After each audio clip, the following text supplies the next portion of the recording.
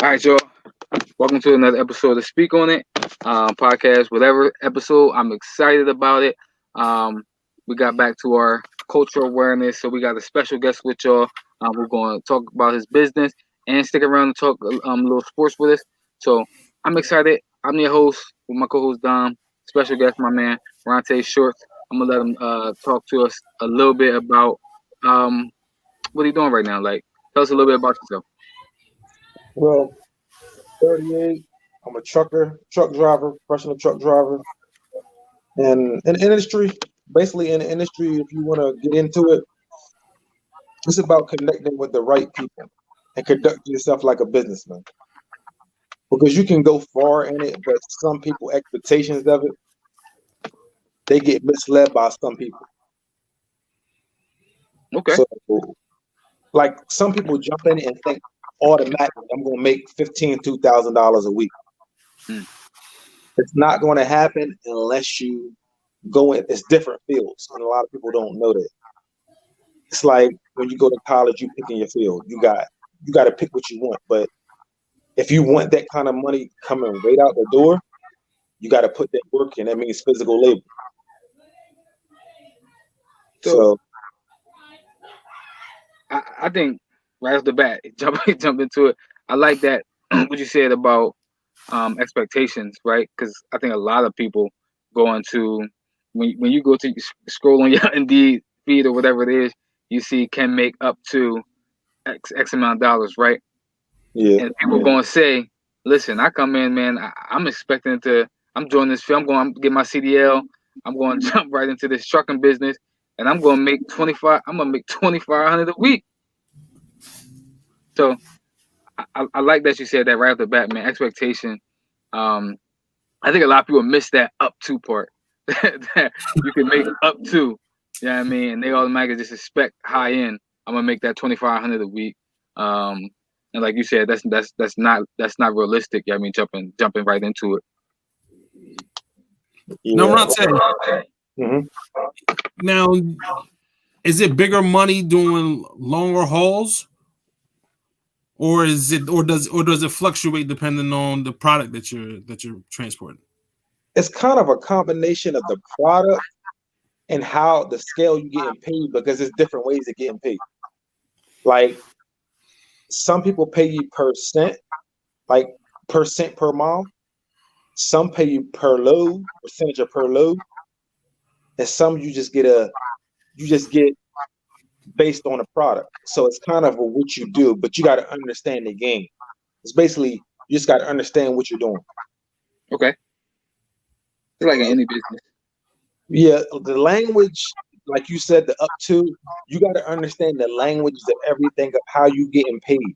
You got to understand, like, if you're a company driver, you got to understand what it means of I make this percent, and if I do this many miles, my pay gets up.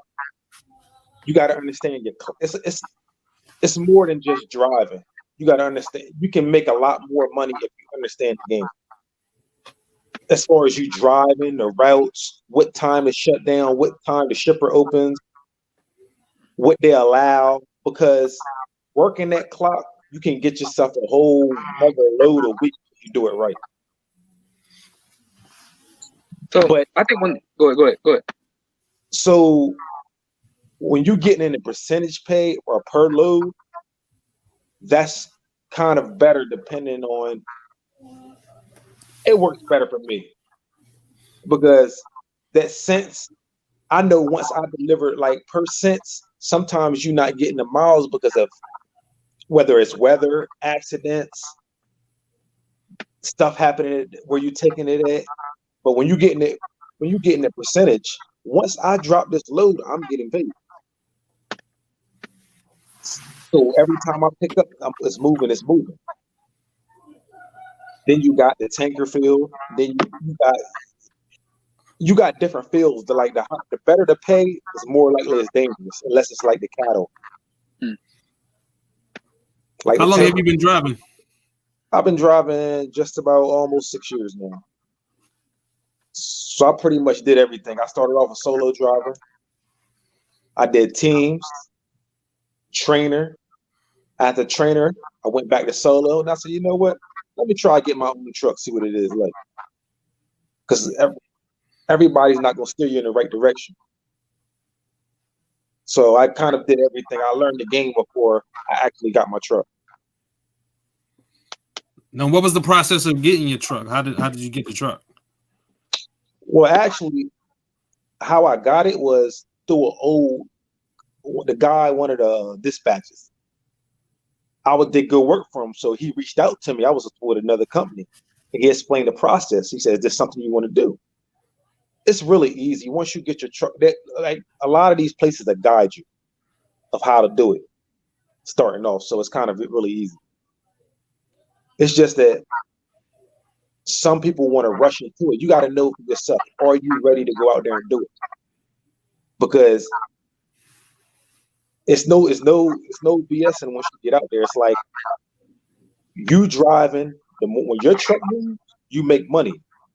You can't do the same thing you did at the company. Like, you know what? I'm gonna go home for this weekend.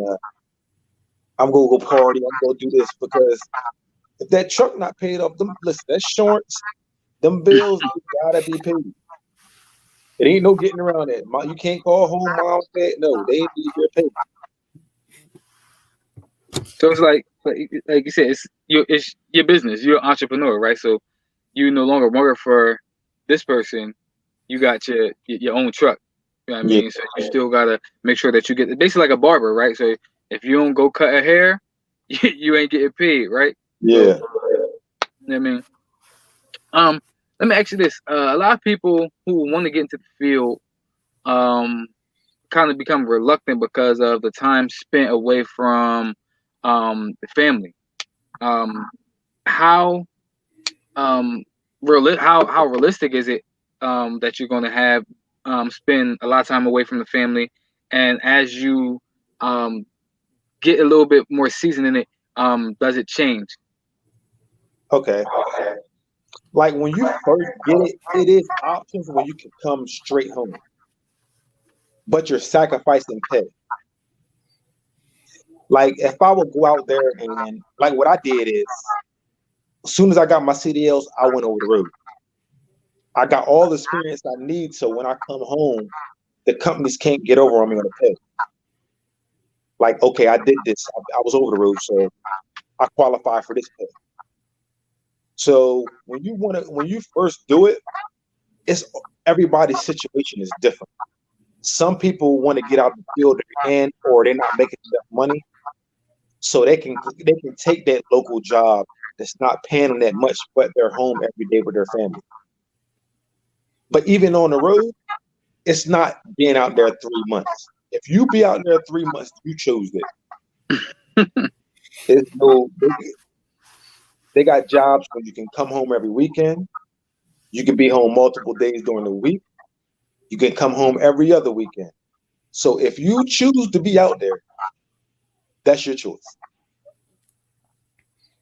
What's the longest trip you've taken? What you mean, being out on the road at one time or the furthest? Being out on the road at one time. I want to say 2 to 3 months.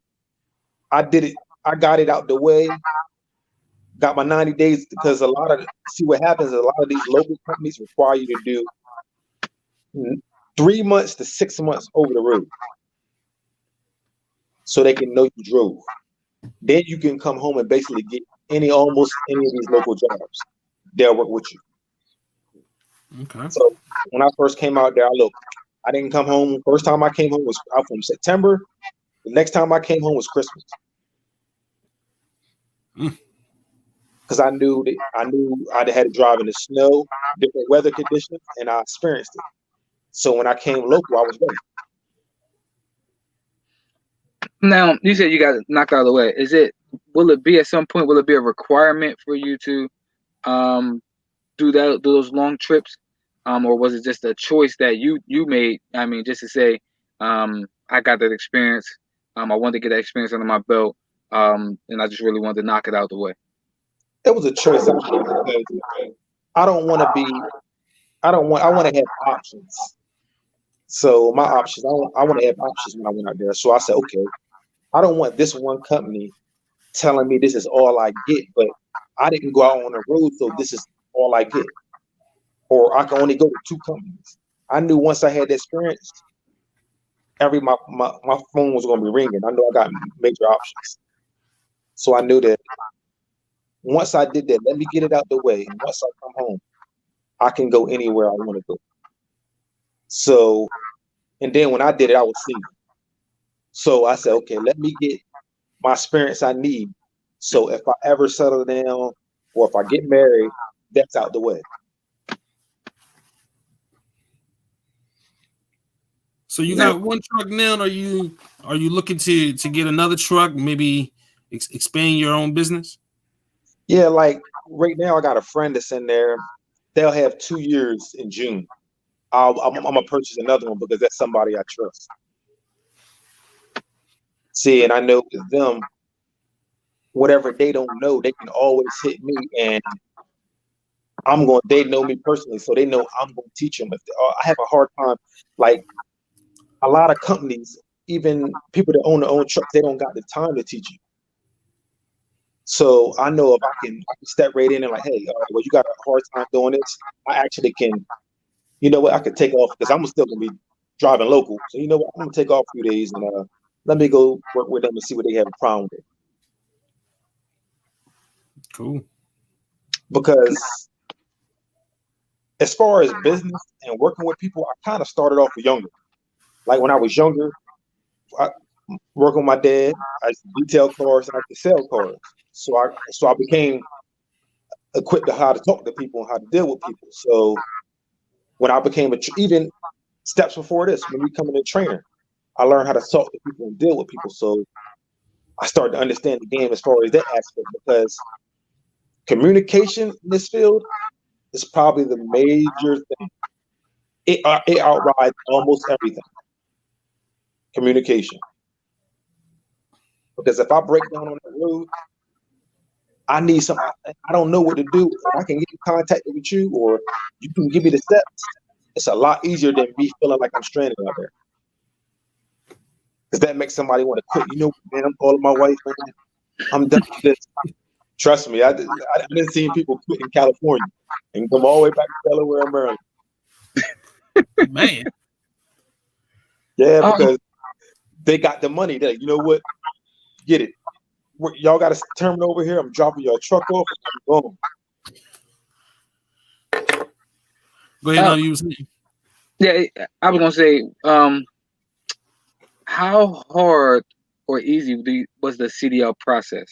I think a lot of people think that they got to go through this class, and I think that that could be a deterrent because they think that, man, I got to go to this class, I got to take this test, yada yada yada. What if I don't pass it? You know what I mean? So, what is the steps to get it? You know what I mean, and do you think that was an easy process?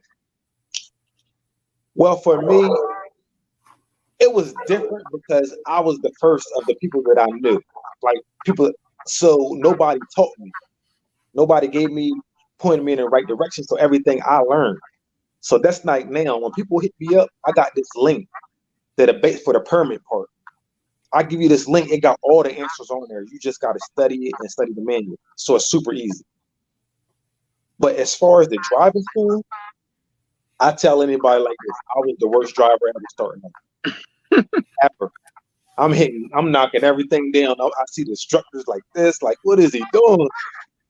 Like, I didn't know nothing about trucking. I just knew I wanted to do it. So, first starting off, everybody was ahead of me. It was a little frustrating. I'm looking around and people having fun, and I'm still on step one. Everybody else on step three. So, once I got it, I end up passing the rest of the class because when it got to the parts that it was hard for everybody else, it was easy to me. I got past my little hump. So it was easier. And then it's like this though. If you know somebody in the game, it's always best to ask them for just little small tips. Like one tip, then I'm on live. One tip that I tell people, if you know you're gonna do CDLs and you got a truck or a car, that little tow bar in the back, if you hook something in the back of it, it's the same turning motion as a truck. So when you back, you'll understand the concept. And when you go to class, you wouldn't know what I mean until you get to the class and you're staring like, oh, got it. Because backing and turning is basically most of your driving. That's basically what it is, backing and turning. That's good. Listen, we got this thing on here called Gym Alert. That was a gym right there. That was good right there. You know what I mean? Because Most somebody definitely. who definitely want to do it. You know what I mean? Jump into it. I think that practice makes perfect, right? And experience is huge. So if I can hook something up to my car or my truck, and that's going to give me the feel of driving one of the big trucks, that's a gym right there. You know what I mean? Because now I go in with that expectation, with that experience, saying that I know how this feels. Yeah, like people don't think because they don't realize because they don't know what they don't know. They just don't know. Mm-hmm. That little part right there is gonna it's gonna be like because you're gonna go in there in front of everybody else, knowing how to back, knowing the process of how to back. Only thing difference is it's a big you in a tractor trailer and it's longer, but the turning radius and you understand how to get it in there. I mean, for the mental, there's a lot. Because you always posting pictures of your eats when you be traveling. Yeah. Like, so since you've been traveling, like, who got the best food? What state got the best food, man? I'm gonna have to say California, man. Okay. Like it's and you want me to tell you somebody a state that's underrated that a lot of people don't give credit to is Maryland. When you cross that bridge, I can give you all different kind of restaurants for different occasions. You want to take your woman on a nice spot? Boom, I got you. I'm gonna hit you up. Like I said, man, I thought he was gonna start saying them right now, man. I had my pen ready in there. Look, I got my pen. See, some of them are hard to pronounce, but if I see like some of them, I'm just like, yo, I know where it's at. You know exactly where it's at. Like if you want to surprise your woman on an anniversary, and you want to say, like, because you see the post that I put today about Ruth Chris and Cheesesteak Factory. I seen it. Like those are not even those are the spots that us black people hype. One person went to it and then it spread, but those ain't the best spots. I'm gonna go to Cheesesteak Factory right there. They closed or they packed. I don't feel like going there. All right, let me go to Cheesesteak Factory. Other than that, I'm telling you, like it's places in Baltimore. For example, Morton Steakhouse. I got turned on to that through my cousin, and it's same experience. Like it's places like that I go to regular. That's people are ooh and ah about, like Carolina Kitchen. That's regular to me. I feel you. That's like going to McDonald's to me. I'm like, all right, let me go to Carolina Kitchen. But sightseeing and the food are one of the best experiences because you're gonna see the world while you're getting paid. And it's always good to have starting with that, it's good to have a support system because you don't want to be out on the road thinking, okay, you know what, my girl's gonna leave me because I'm out here trying to make a living, because everybody's not supportive. It'll help you a whole lot if you got somebody cheering you on, like, yo, babe, do what you got to do, get your experience, and then we can work from there. Because out on that road, it's a lot of distractions that a lot of people don't understand. Like, I'm calling home, having home problems. My job is making me mad at the same time. It's snowing, so I couldn't drive that day. And then, like, it is not a good combination. So if I call home and my girls give me words of encouragement, or my family give me words of encouragement, it's a lot better because now I can settle to what I want to do. Now I can expand on different fields. So now I can say, you know what, they got this trainer job open. It's gonna pay me that $2,000 while I'm out here.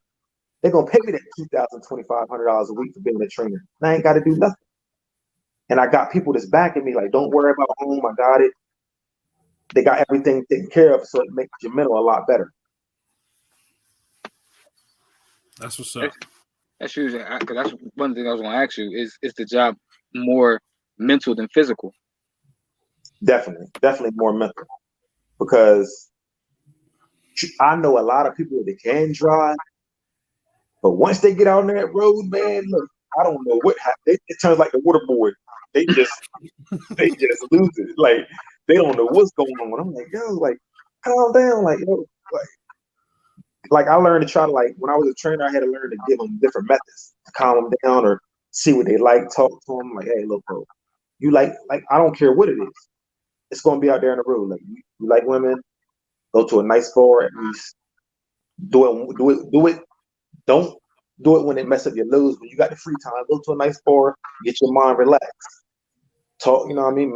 Mingle because it's one myth about truckers, and it's for everybody believe that truckers. Because I joke around, I do joke around. Everybody believes truckers buy sex on the road. That's not true. Now, you know what? It is true, but it's the people that they don't got to do it. Like I can meet a woman the same way I meet a woman here. I can get dressed, go to the bar, go to the club, go to the lounge because 9 times out of 10 I'm right there. Mm-hmm.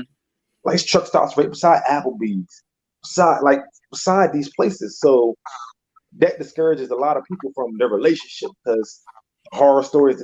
That girl, oh no, you're not doing this because I heard this until they got on the road with you and see. Like, you know what? It's different. It's not the 70s no more. It's more like education and in trades. People back in the day, you needed education to get a career.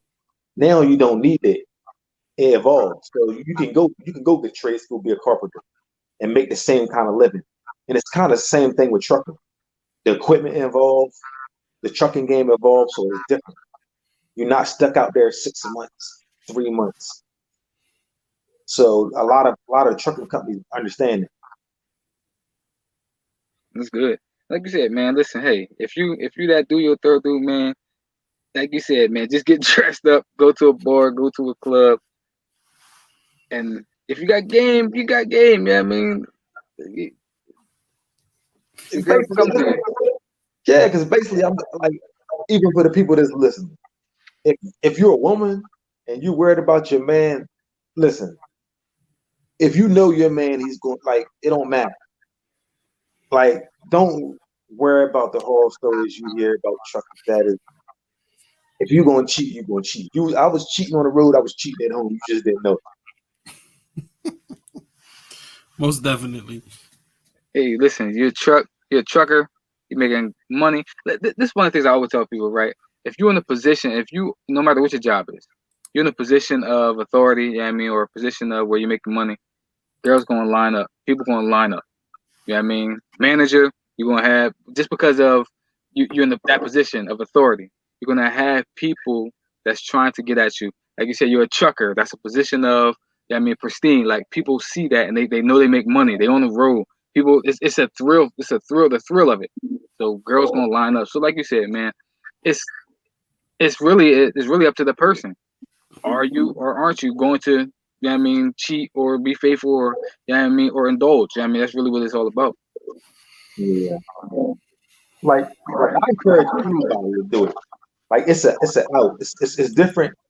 It's different trucking angles to it. It's like you got your big tractor trailers, 18 wheelers. You got your dump trucks.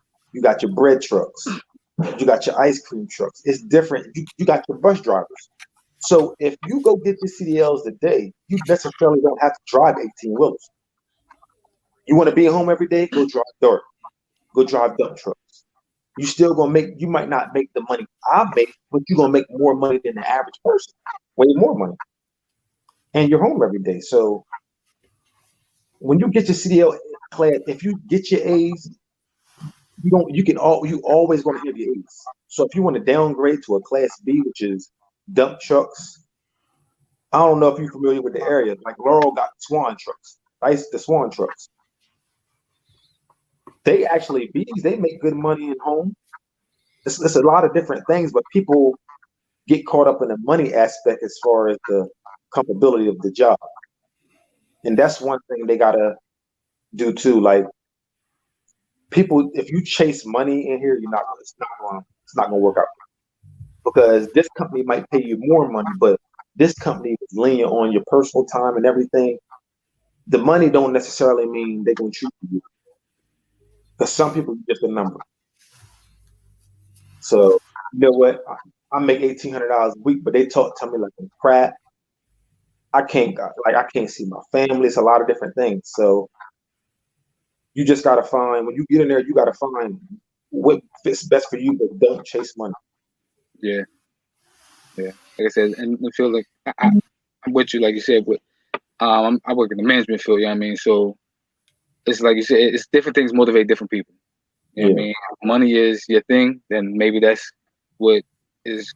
You know what I mean, it's gonna motivate you. You know what I mean? Or if it's family time, that's personal time. That's what's gonna motivate you. You know what I mean? So like what you said, you got to pick and choose. You know what I mean, what your vice is and what motivates you. because the money's there. Because a lot, honestly, you or your money. How you work is how you gonna get paid.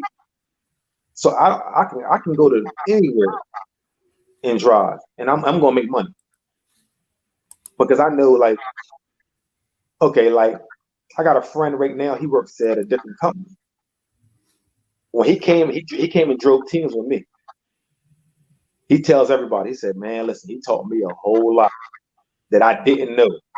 Just by me being a trainer, I learned a little stuff that they're not gonna tell the regular person. I know how to work some tricks and trades of the clock that an average driver is not gonna know it unless you got taught it.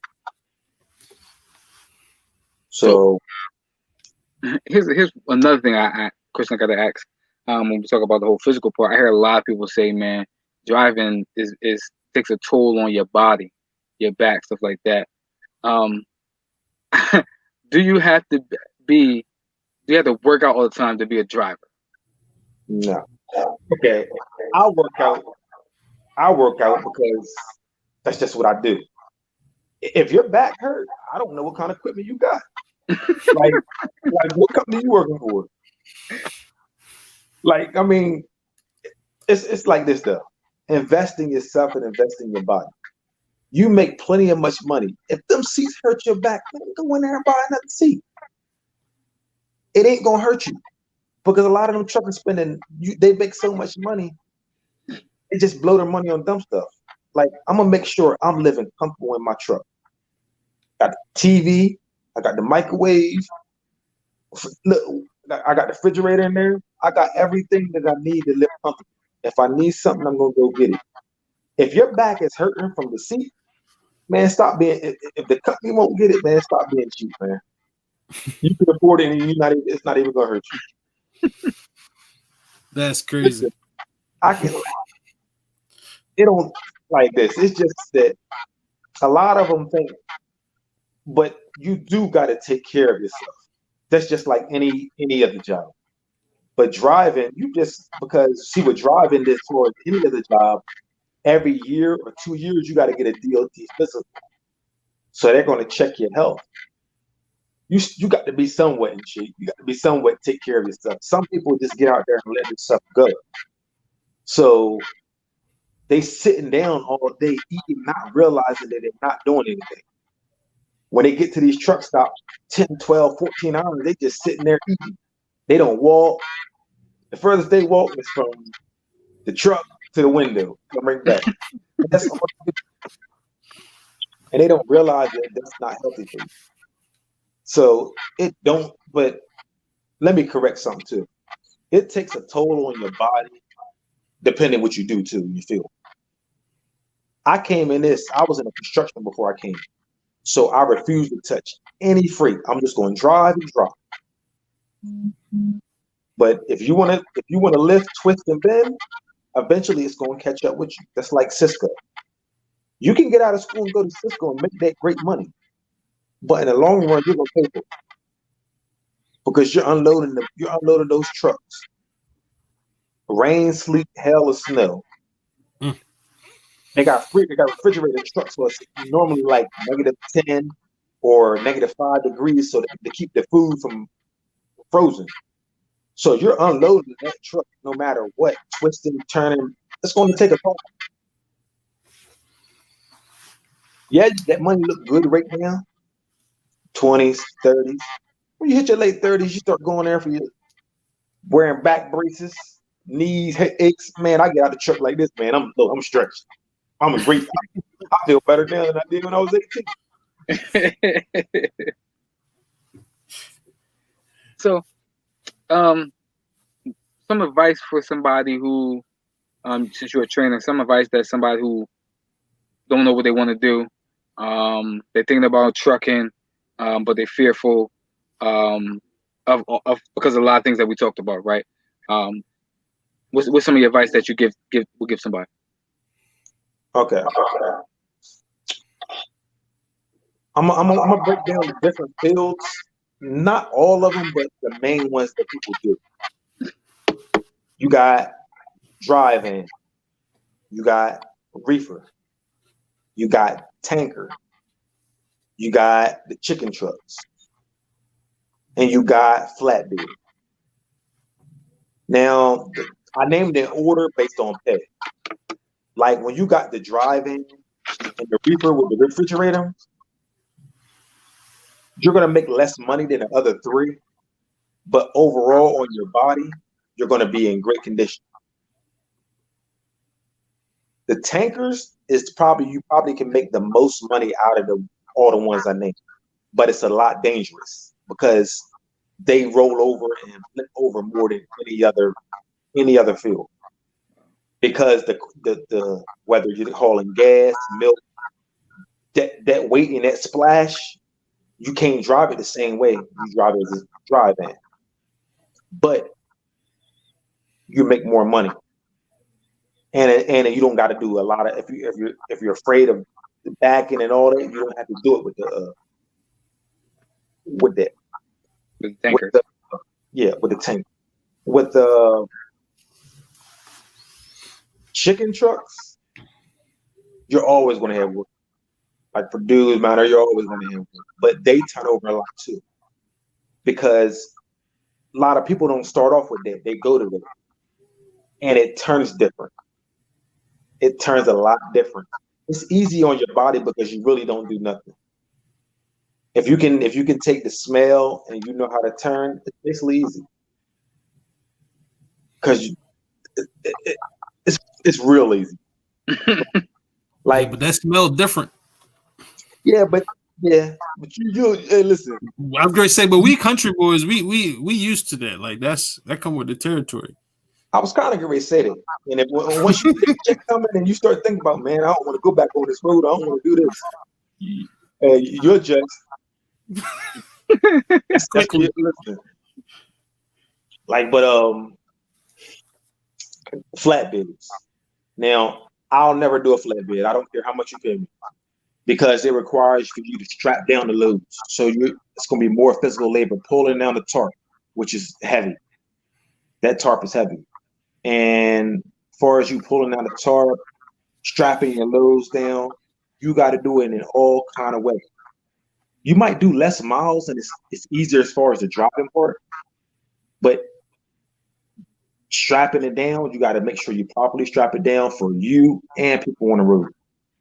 Like I could show you different videos when people didn't strap it down and they didn't hurt themselves and hurt everybody else because they didn't strap it down. And I ain't for all that, like because I'm telling you now, if it's raining hard, man, I'm not strapping that down.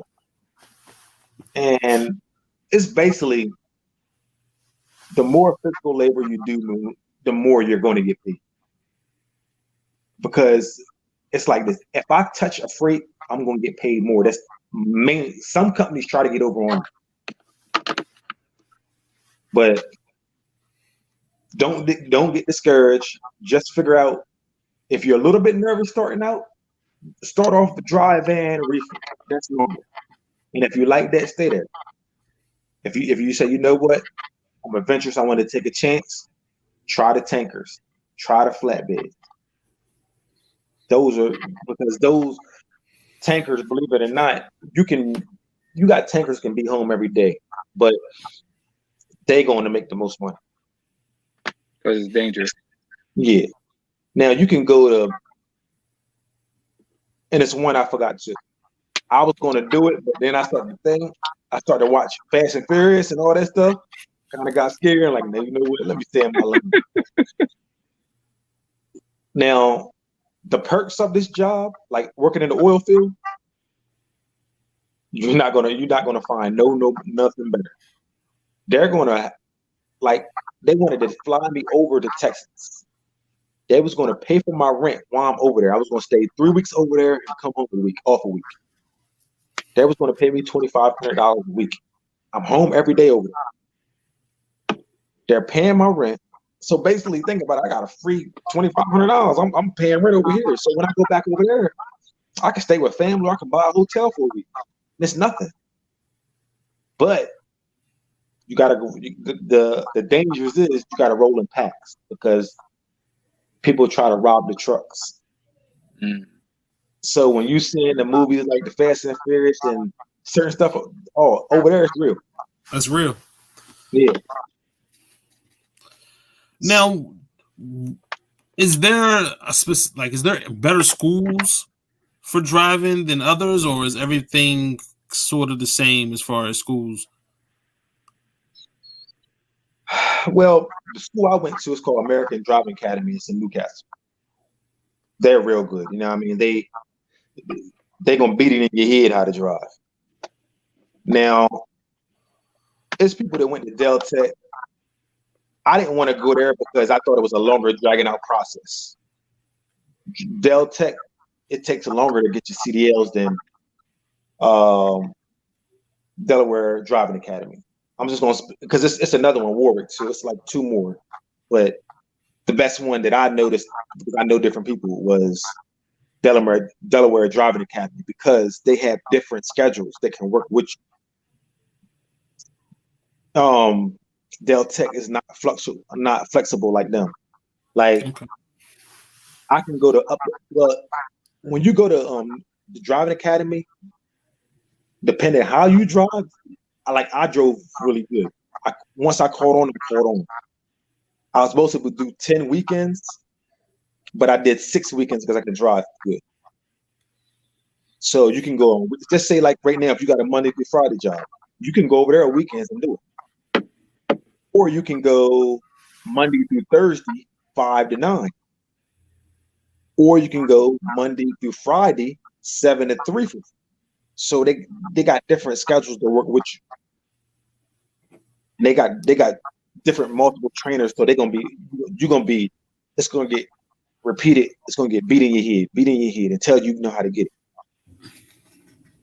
And once you graduate from there, automatic job. That's the major difference between Del Tech and there.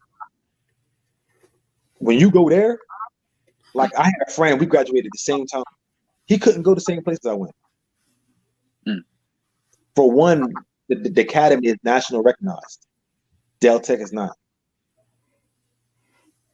Okay, that's good to know. So if you can afford to go up there, time or financial wise, go up there because you can finish faster, and you're going to have at least 6 companies coming at you trying to hire you. So you didn't got to worry about going out here. PFG, it's up there in Newark. It's in Elton. It's an Elton. It's another one somewhere else. You can go there from the door, bring home between 12 and 1,500, but you got to unload the trucks. But you're gonna be home 3 days a week. Then you got over the road companies that it's gonna come. Like, it's better. I just feel like this. It's better to go up to there for career wise because you're gonna have better opportunities out the door. Y'all heard that? So you said, what's the time frame on it? Time set. Del Tech is a little bit longer. You said. Yeah, Del Tech. It's way longer. It's not a little bit. It's way longer. Like, man, you start tomorrow. If I drive good, I could have my CDLs before. I had my CDLs before Christmas time. You might not get yours until March, April. Oh. Yeah. Like my man said, you heard that. Like if you If you're committed, serious about it, that's where you need to go. Delaware Driving Academy. That's where you need to go. Hey, I don't know if you got something else. Nah, I'm good. All right, let's transition to the sports talk. Let's transition right over. We had a lot of stuff that happened a little bit. I heard you're a big Raiders fan. Yeah. So definitely want to talk about that, man. I'm high on them this year. We had a couple of things that happened in basketball. So we got the schedule that just happened. LeBron contract. That's the first thing I want to talk about real quick. He got 2-year extension, 85 million. So he essentially got 4 more years left on this deal. What's your thoughts on what do you think about that, Biv? I heard a lot of speculation as to why he did it that way. But I want to get your thoughts on the extension. Well, when I seen it, first thing that came to my mind was, what's AD gonna do now, or is this to get AD to Hurry up. take a longer deal? Mm-hmm. You know, so I think it's more. Again, LeBron's playing chess while everybody else is playing checkers. So this is a step for him to just continue to put his pieces together. It's gonna be something up their sleeve next summer or the summer after, and then we're like, oh, that's why LeBron took that deal when he took that deal. But I think it's more so right now in the short term to get AD to go ahead and ink that deal for a longer contract. Yeah, I when I seen it, and Rontay, you can jump in and talk about it if you have something to talk about as well. But when I seen it, I was like, man, I think when it ends, he gonna be like 38, 39. And I'm like, yo, LeBron, he got a lifetime contract with the NBA. Like, as long as he can play, they're gonna keep giving that man deals. You know what I mean? Like, now he 30, 35, 36, and he got a contract trade like 38, 39. I did initially was like, okay, maybe him and AD contracts are going to mirror one another, but the reports say that AD going to sign a 2-year deal where he can opt out after his 10th year and get that 10-year vet money. So I was like, okay, that don't match up with LeBron's timeline. So reports and speculation say that LeBron's timeline is on Bronny's timeline right now. So when Bronny comes in, LeBron will be a free agent, and whoever drafts Bronny, LeBron can then go to that team if he's still playing at whatever. It's LeBron. It don't matter what level he's playing at. If LeBron say I'm coming to your organization, he coming to your organization. So that's what a lot of people are thinking, that the timeline he's on now is the Bronny timeline, because a lot of people think that AD is gonna be a Laker for the rest of his career. Yeah, I mean, as long as he wants to be there. So I think that it's a lot to that whole Bronny story.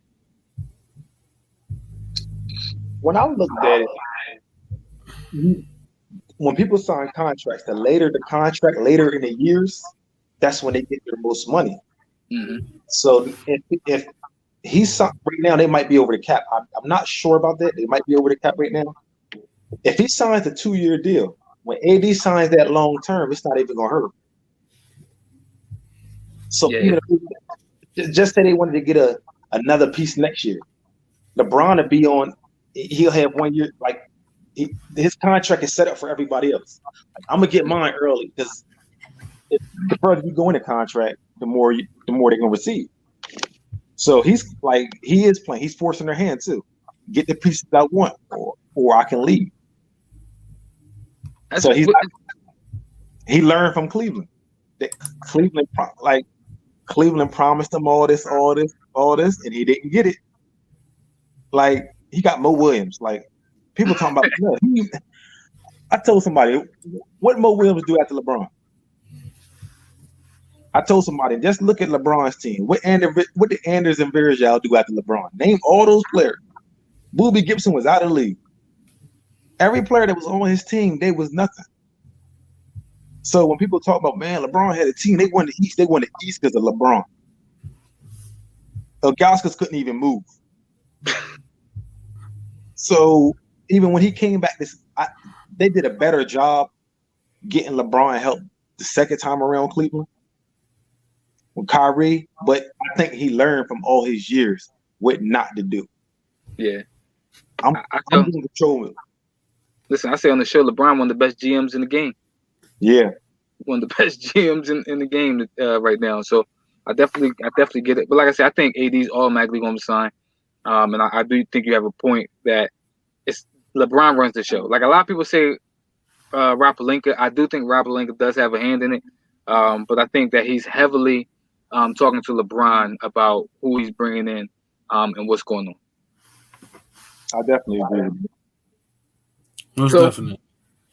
So we got a little snippet of what the schedule going to look like opening day and Christmas Day. I like both. I actually like both games, both schedules. But let's start with the opening day schedule. You got the Nets Warriors game. Thoughts on that game? Opening day. I think that's a spicy game right there, brother. I'm gonna tell you. You got KD's first game back, right? Against the Warriors. You got Steph. I know he played a lot. He played sometime last year.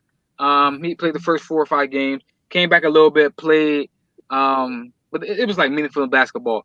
We're expecting MVP, high energy Steph Curry back this year. So for that game to be against Kevin Durant, Kyrie Irving, that's a spicy game right there, man. That game right there to kick off and start the NBA season again. I'm loving that game. I expect fireworks in that game. Go ahead, Rontay. All right. Now, I'm going to ask y'all questions. Maybe y'all know. I know Golden State is behind doors trying to get another player. Mm-hmm. I think he is. That makes a big difference because if they bring in Bradley Beal, because now that Clay's there, you bring in Bradley Beal with Wiggins, and it kind of changes the dynamics now of the Golden State. Because now we got the big man Wiseman, we got Draymond Green, Wiggins.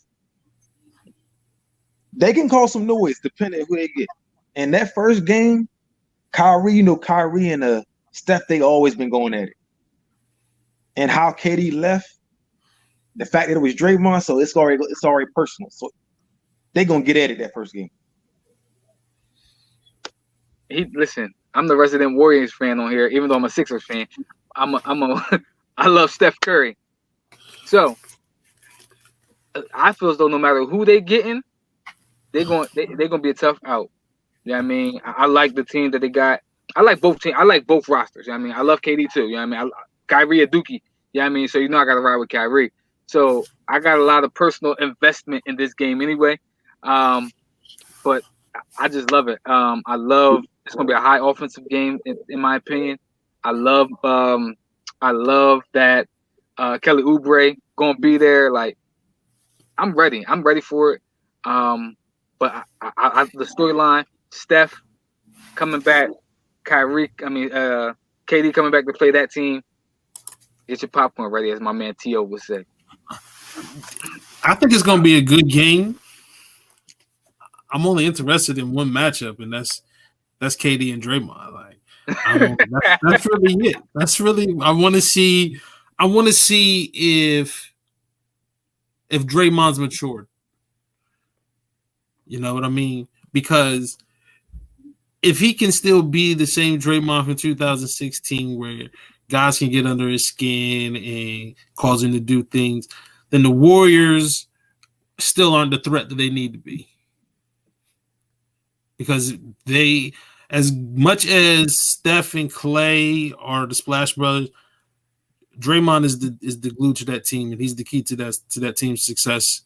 So It's got to be him, but he's got to play better because he hasn't been shooting the ball well. He's got to play better. But I still think they're a good team. I still think they're going to make the playoffs, and I still think in the playoffs they're going to be a really, really dangerous team in the playoffs. So I'm looking forward to it, and I'm looking to see how Brooklyn is going to handle KD right away. Or is he going to be on a minutes restriction? Is he going to have a cap on his minutes? Like, how are they going to handle him to start the season? Or is it because they're playing the Warriors, they're going to let him loose? Listen, I'm on record saying, when healthy, that's the best player in the world. And is he going to be that coming back? So I'm with you, Biv. Is he going to be in that minutes restriction, or is he going to be the best player in the world and want to put on a show the first time he touched the court? So that is intriguing to me as well. So we know what game this late night game, LA versus LA. That's it now. That's the matchup, right? Clippers talked a lot of stuff last year. We want the Lakers. That's what they played for. And now the Clippers coming in with Trez too. I expect somebody to fight. I expect Patrick Beverly and Montrezl Harrell to get into it. I'm expecting it off the rip. Patrick Beverly and Montrezl Harrell, they're gonna get in the fight. I'm not saying it's gonna be Nate Robinson and Jake Paul, but they're gonna get into a fight. Somebody gonna get into a scuffle or something in that game. But outside of that, the matchup is gonna be awesome. I like the matchup, man. I think that, believe it or not, I actually think the Clippers did get better with some of the pieces that they got. I actually think the Lakers may have gotten, not saying they gotten worse, but I don't know if I can say they legit got better with the additions and the subtractions that they lost. They lost vets. You know what I mean? They lost defensive vets. They lost people who don't need the ball in the hand to be effective. Montrezl Harrell needs the ball in his hand to be effective. Dennis Schroeder needs the ball in his hand to be effective. Dwight Howard and Rajon Rondo, they didn't need the ball in their hands to be effective. The Serge Ibaka, he's a better fit. He's a better fit with the Clippers than Montrezl Harrell was. So I'm excited about the matchups. But I don't know. I can't definitively say that the Lakers is a better team than the Clippers. I just think that the Clippers had a meltdown last year. I'm gonna be honest. If Montrezl Harrell getting signed with the Lakers, I could care less about this game. After all of the hype last year with these two teams, I'm not getting into it. I'm not getting into part 2 of that. So, but the Montrezl Harrell signing with the Lakers, I'm like, man, him and Pat Bev, they was boys. So that's gonna be interesting. But I mean, at the same time, they not. That's a big and a little like what's gonna happen? Like Montrezl is gonna take Bev out when he go to the hoop, because I hope Bev don't think about taking out Montrezl when he go to the hoop. Like it could be real ugly. If Bev, it depends on what sneak Pat Bev got on. If Bev got them black, if he got the black Air Force Ones on, it's going down. It's going down. It's going down. It's going down. Soon as he come out, if you see him come out in the Air Force Ones, you like, oh yeah, this is going to be a fight tonight. Yep, he didn't come to play basketball tonight. I personally like that. I think they got better. Only reason I think they got better is because Montrezl Harrell was a cleanup guy. LeBron's gonna set him up for that. Like, I kind of with Dennis Schroeder, I think replacing him and Rondo, I think you're getting a younger version of Rondo. I think people are over. I think for Rondo's a good player. But people got to realize Rondo's maybe 35 this season. Mm-hmm. Rondo got overvalued because he came back from the playoffs and he shot the ball way better than anybody thought. He gave you all what he always gave you, but he shot 340-something%. That's not Rondo. So when he did that, he got a big contract based on what he did in the playoffs. But people are not taking into account that he missed a lot of time with injury. So he was a fresh body coming back. Everybody else played in the bubble tired. He came in there. He came in second. He didn't play the first series. He came in second series. I'm fresh. He just happened to knock down open shots. But when you got Schroeder, you got somebody that can rate his own shot. He could take a lot of. See, now LeBron, a lot of pressure is not on LeBron. Wesley Matthews. I look how he played with the Bucks last year. I'm like, who? Man, he turned out to be a decent player. So then I'm looking at just them two. He's getting like because Danny Green gave you nothing really. It was a point of time where he's like, man, he's running like an old man. He got patchy Ewing knees. He's running old. He's like he didn't have it no more. I think Wesley Matthews gives you a better version of him. Now, I don't know about the center spots. I know Montrezl Harrell going to challenge you, but he wasn't the tree that Dwight Howard and JaVale McGee was. You come down there, they swat. And I don't know how mobile Marc Gasol is because I didn't like him last year. He just was there. Yeah, so Montrezl Harrell is going to be a key piece of how they're down low, like how they go. Now, I like Caruso how he came along last year. I do like Caruso. And Pope, he played good when they needed him to. Sound like an undercover Laker fan. Nah, actually, I'm a Spurs fan. My favorite player is Steph. Okay. My guy then. I kind of looked at the Lakers this year, and I didn't even think they was going to win the championship with their roster. I didn't think they had the best I didn't think they had a good roster that was put together. Because everything that happened, Avery Bradley went out. I was like, oh no, that's not gonna work out. But Rondo came back and made up for everything. Dwight Howard played like a star. And this year, I think people, but not without any trades. I'm picking them to repeat. I think they sort of got lightning in the bottle last year. I mean, the bubble happened. Kobe passed away, so they had super motivation to play. They didn't run up against the Clippers. They ran into a Portland team who was hobbled. You know what I mean? Who had bigs going down left and right. Their stars was going down left and right. They ran into a small Rockets team. You know what I mean? And then right. then they ran into a young up and coming different team.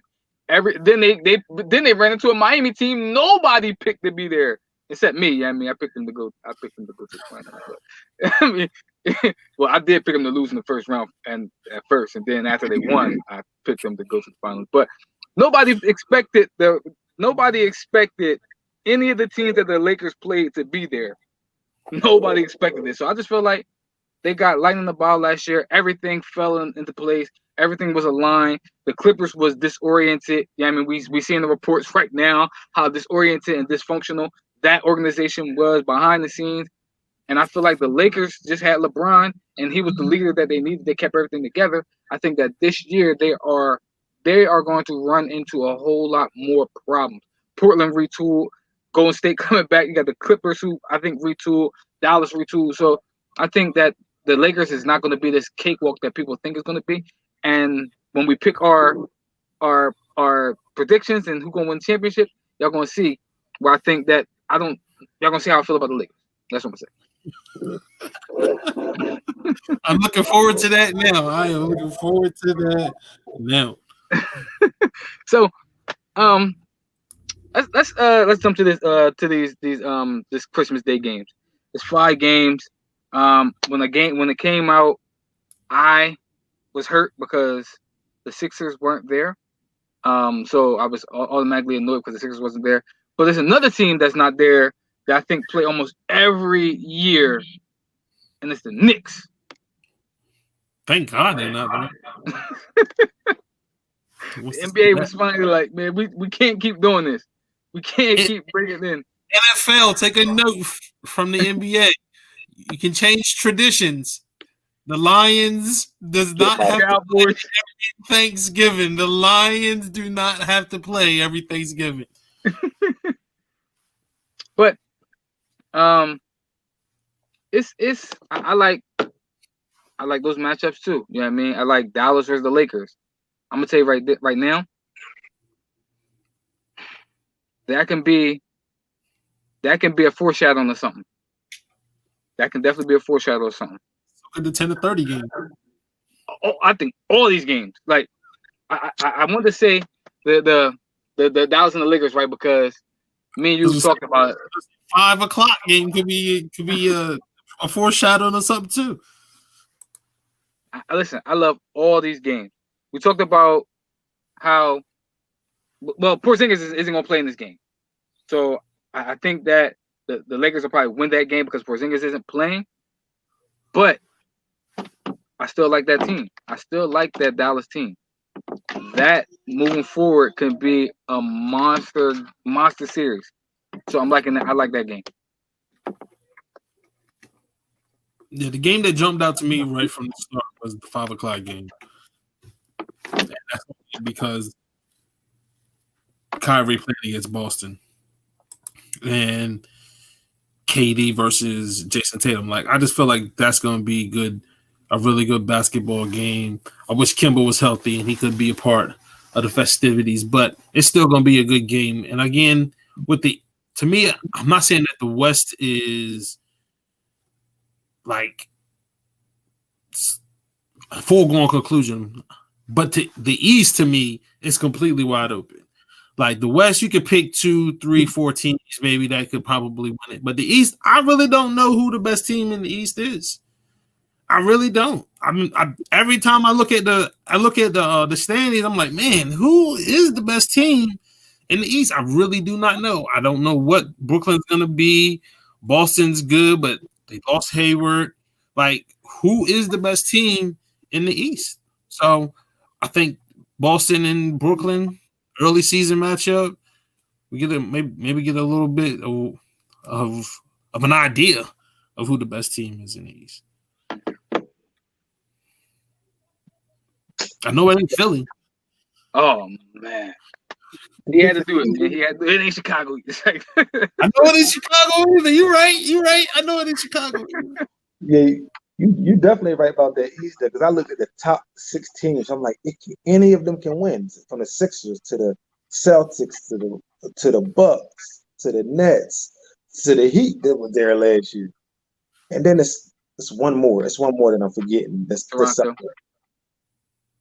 The only thing about Toronto, I don't know if they improved their roster. They didn't. I'm with you. I'm not big on Toronto. I'm actually not big on the Heat either. You know what I mean? But like I said, once we do the show, we're gonna see where I got them at. Now, I read when the Bucks didn't that trade for that boy they got from Sacramento, didn't they fall through? Yeah. He's with Atlanta right now. Yep. Now with him, the Bucks was dangerous. But now I'm like, I don't know. I'm gonna say this. We say it on the show all the time. Nobody is scared of the Bucks. It's crazy. Nobody is scared of them. They can have the best record. They can win 73 games. They can win 80 games. They can go 80-2. And legit, nobody would be scared of them in the playoffs. I agree. Which is, I don't know what it is about them. Yeah, you know what I mean, it's just they don't have that. I think Giannis is a killer, but I don't know if anybody else is a killer. He has killer instinct. He doesn't have a killer game yet. Yeah, and that's what it is. He don't have a killer game. That's what's missing from his game is he don't have a move. He don't have a move, like none. Like it's give me the ball. I'm either longer than you, quicker than you, or bigger than you. And when he can't do that and they wall him off, he don't. That's what it is. He don't have anything. He don't have anything to go to. And then the rest of the guys around him, like Chris Middleton, don't scare me. Sorry. I gotta see what Drew do. I do gotta see what Drew Holiday does. I gotta see how Drew works with this team. this is what I want to ask y'all. Why did they do this to my Warriors, man? Why did they coming off this injury plague season? Clay not being there, and the first two games is like, all right, you got to go play KD and Kyrie coming back, and then you got to play Giannis and them. They couldn't ease them in with the Knicks and the Hawks or something. You don't want to see the Hawks right now, neither. Nah, you know that Steph will bring the ratings, man. Steph brings the ratings back because of what he does, so they know. Hey, listen, I know. I don't listen. They could potentially start out 0-2. I don't want to see that. I'm gonna say it right now. They start out 2-0. I'm on board with that. They're a well-oiled machine, and you're just putting in new pieces. Brooklyn, I don't know what they are. Shorts training camp, they get ready to go out. They just gonna roll balls out and let Kyrie and KD go for what they know. No, that's gonna be really good. Like, don't get it twisted. It's gonna be really good. But down the stretch, the structure of the Warriors will be too much for Brooklyn. But I agree, and I think Draymond's strapping Giannis up. Don't quote me on that. I told you, man. I think Draymond gonna go win Defensive Player of the Year, man. He motivated, man. He hearing all that stuff, everybody talking about him and everything like that. Oh, breaking news! Blockbuster trade. Russell Westbrook traded to the Wizards for John Wall. So listen, touching on that real quick, because we talked about it on Monday. Stupid. Wizards. You were stupid. That was dumb. And I told you this is a Scott Brooks thing, and you're doing it for a guy that you should have fired 3 years ago. You just traded Russell Westbrook for a coach that you should have fired 3 years ago. Rockets. Now domino's gonna fall. What's his name is next? Jim Harden's next. He's next. He's pretty much going to go. That wrote to me. And their best chance to keep James Harden in the building was to get somebody that he can actually fit with and play where he can play on the ball. John Wall needs the ball in his hand just as much as Russell Westbrook needs the ball in his hand, probably even more because Russ can shoot a little bit. Not only that, John Wall just didn't want to play with Bradley Beal because it wasn't his team. You think he's gonna play with James Harden, who's a bigger star than Bradley Beal? What are these people doing? Is Wall even healthy? Yeah, is Wall even healthy? I think he all right. I seen a few workouts or whatever. He moving good. He look a little heavy. That don't mean nothing. Getting some contact. I think that was the best that the Rockets could get for name recognition. If he comes back to who he is, that's the best. The best they could have got. Name recognition. The only thing. That was the only thing they could get. The Wizards were stuck between a rock and a hard place because they was either going to keep a guy that didn't want to be there, or you have to move him. And the Rockets was like, well, we have to move our guy too. So I'm not just giving both up. This is what I like about it. This is one thing I like about it. I guess silver lining, right? Because I think I automatically think James Harden is gone. Silver lining. John Wall played with Boogie Cousins in college, and they both on the Rockets. Maybe, if they both healthy, they can recreate that, man. Maybe that's what they're going for. They can recreate their Kentucky glory days, man. That's what I'm thinking.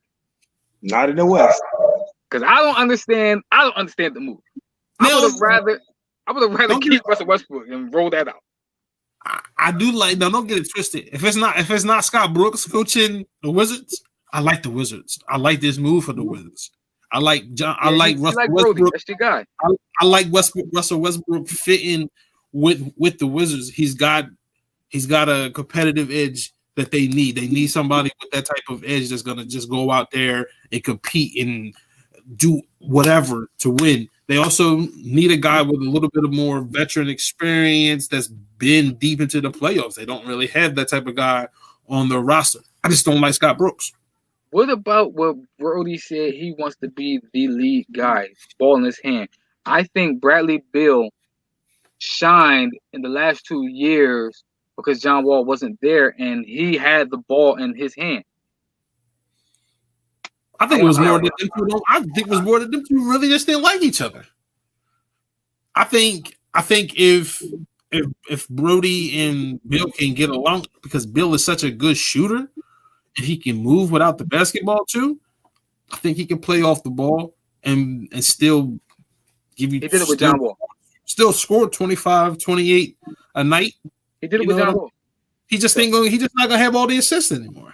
I'm gonna say this. If it can work, I like the backcourt. I love the backcourt.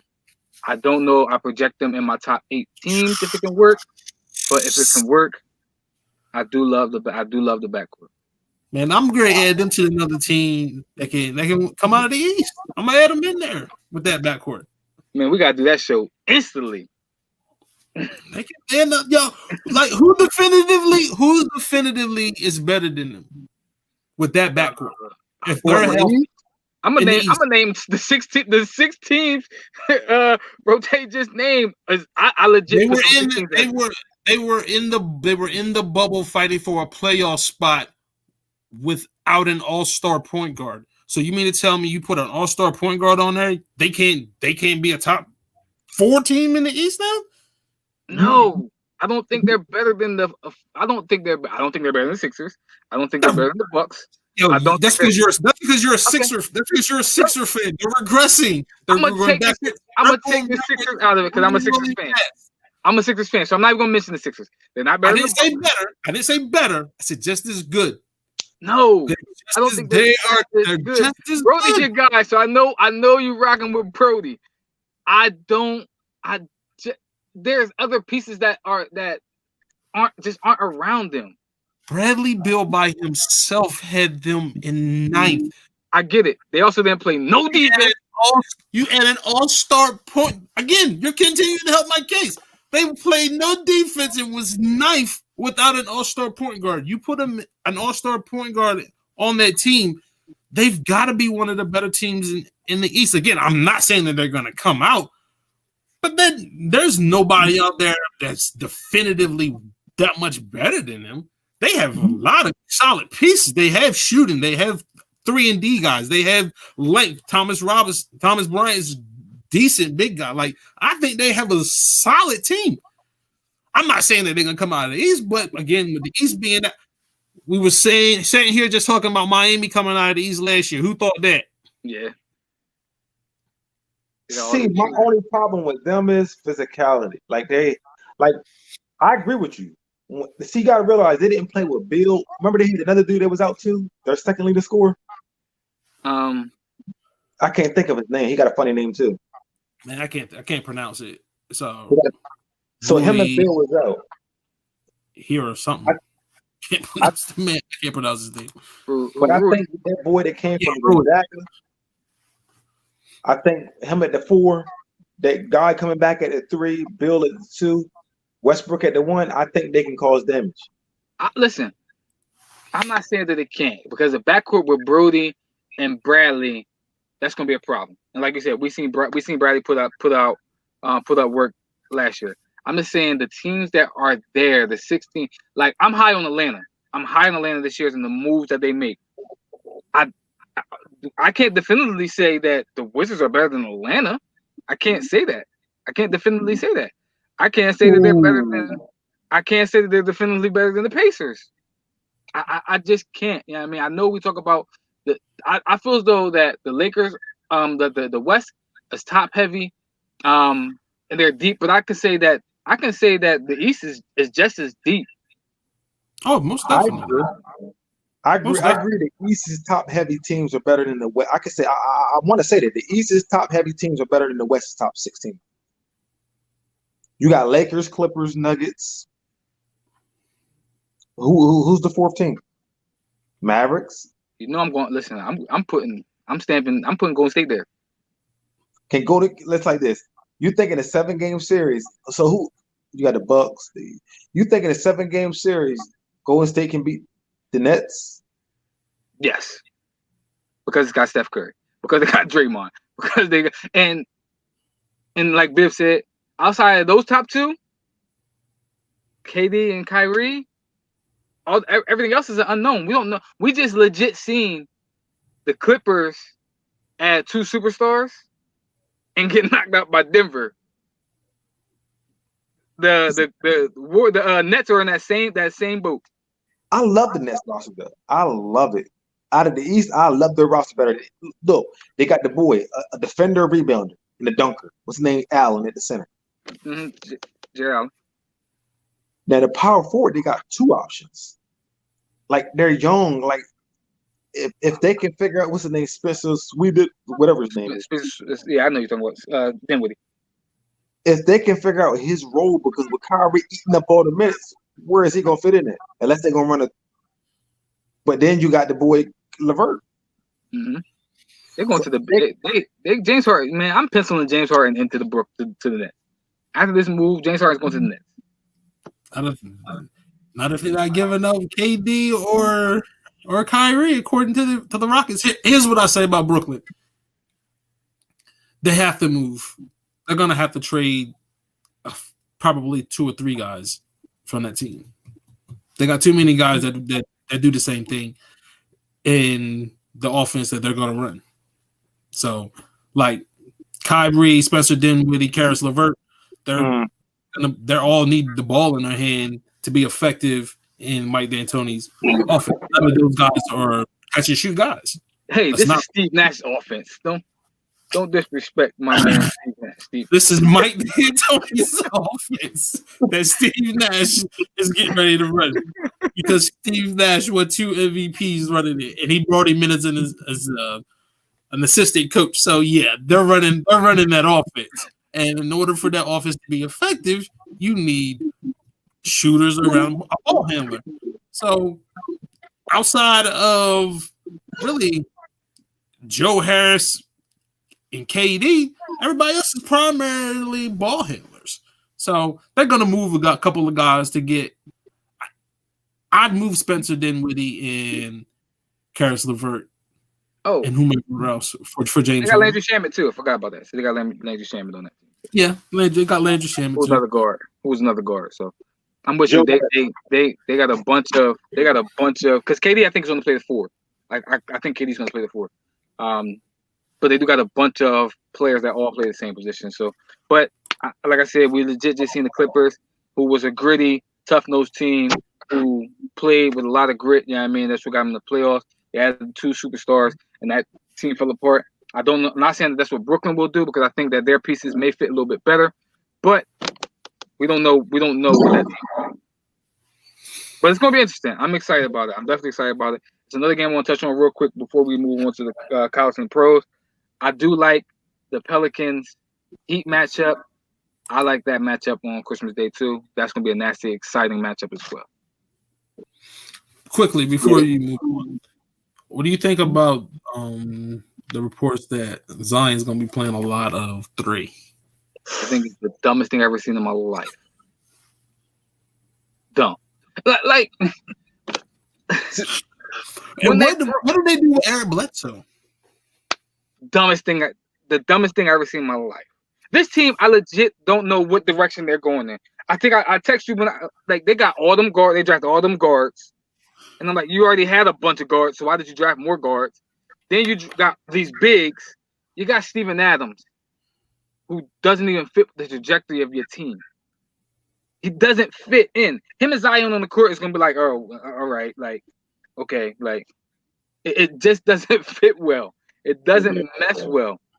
Brandon Ingram, like, I don't know what this team is.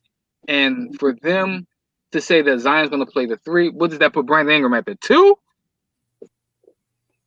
Listen, I think with him and Ingram on the floor, you don't like if somebody's playing the four, somebody play, it don't like they got a whole bunch of people that don't.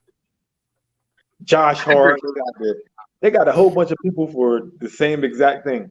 They just roll out people players and like what is your role? I don't know. Like this was a team that I felt was going in the right direction coming out of last year, and then they fired Alvin Gentry, and it just has snowballed more and more with question marks. Like what is the direction of this team going forward? Like what are you doing? Because like you said, you legit are taking your all-star, the only all-star you had last year, and play him out of position. Your all-star, the one that was giving you 25, like 7 and 5 last year, and saying that Zion's going to take your position.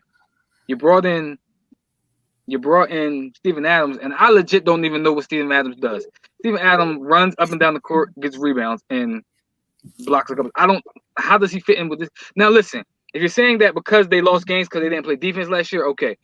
But the Steven Adams legit fix that? And then you got rid of your best defensive player, which I understand you had to get rid of him, but I don't know what the direction is of this team. I don't know. And then when Golden State called and said I'm gonna give you a first rounder for JJ Redick, and you said no. JJ Redick. They asked for a first rounder for JJ Redick, and you said no, we don't no, we're gonna keep JJ Redick. Which again, I don't understand. I love JJ. He spaces the floor, but he's not on the same trajectory of the team that you want to roll out. I don't understand it. I don't understand what they're doing. Who was the? Let me ask you this: do you remember who was their starting shooting guard last year? Who was their starting shooting guard? Their starting shooting guard was JJ at first. Then when they put JJ on the bench, they had Drew Holiday and Lonzo Ball in the lineup. That makes it even worse. Okay, you guys, if you got Lonzo Ball and Eric Bledsoe, like I'm trying to figure out somebody. I don't understand how that works out either. I don't know what happened with that. Lonzo Ball and Eric Bledsoe on the same court together at the same time with Brandon Ingram, Zion, and Steven Adams. Stan Van Gundy, bro. This is Stan Van Gundy. This ain't the 80s. This ain't the 90s. And what's the boy name? David Griffin. I don't know what y'all doing, man. Honestly, because they drafted the boy from Alabama. Alabama.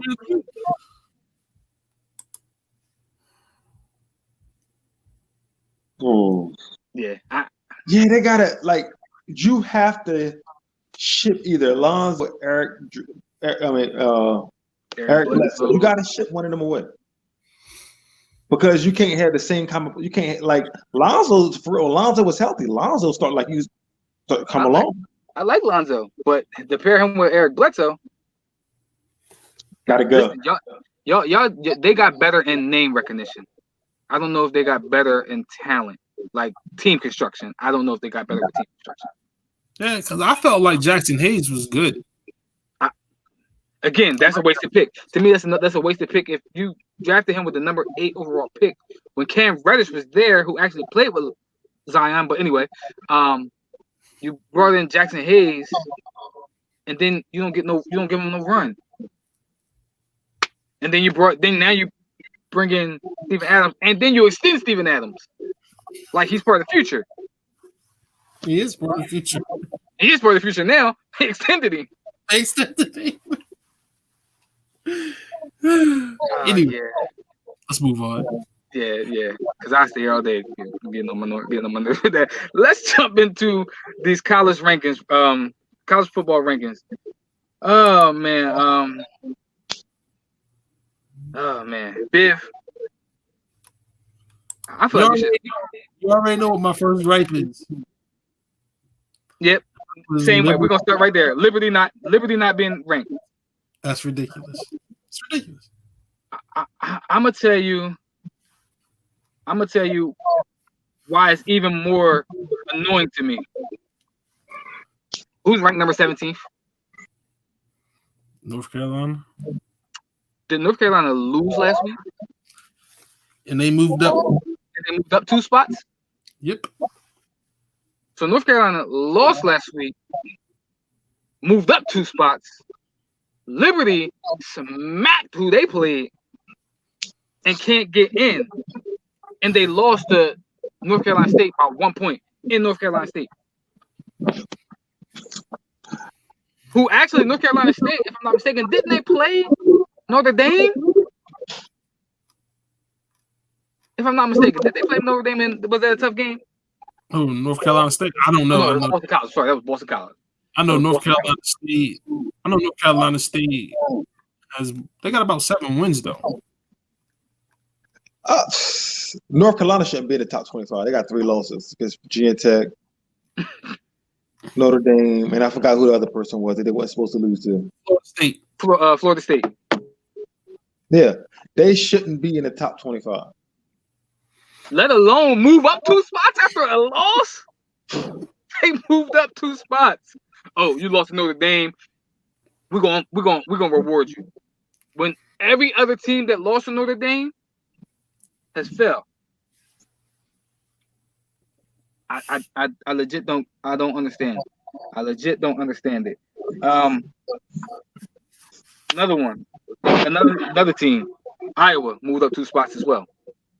They 4-2. Liberty 9-1.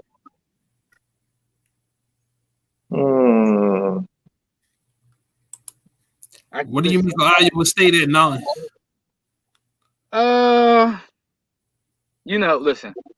But they jumped up 4 spots. Iowa State played Texas tough. I think that this is because you got Oklahoma. Oklahoma that's ranked number 11 now as well. I think this is their attempt to try to get one of those teams in. They're trying to get one of the Big 12 teams in.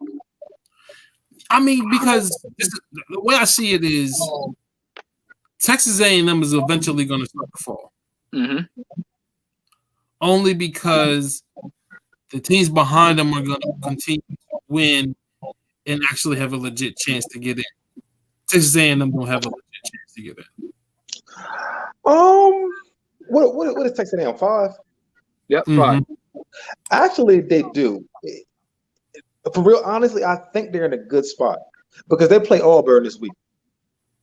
They beat Auburn and they play Tennessee.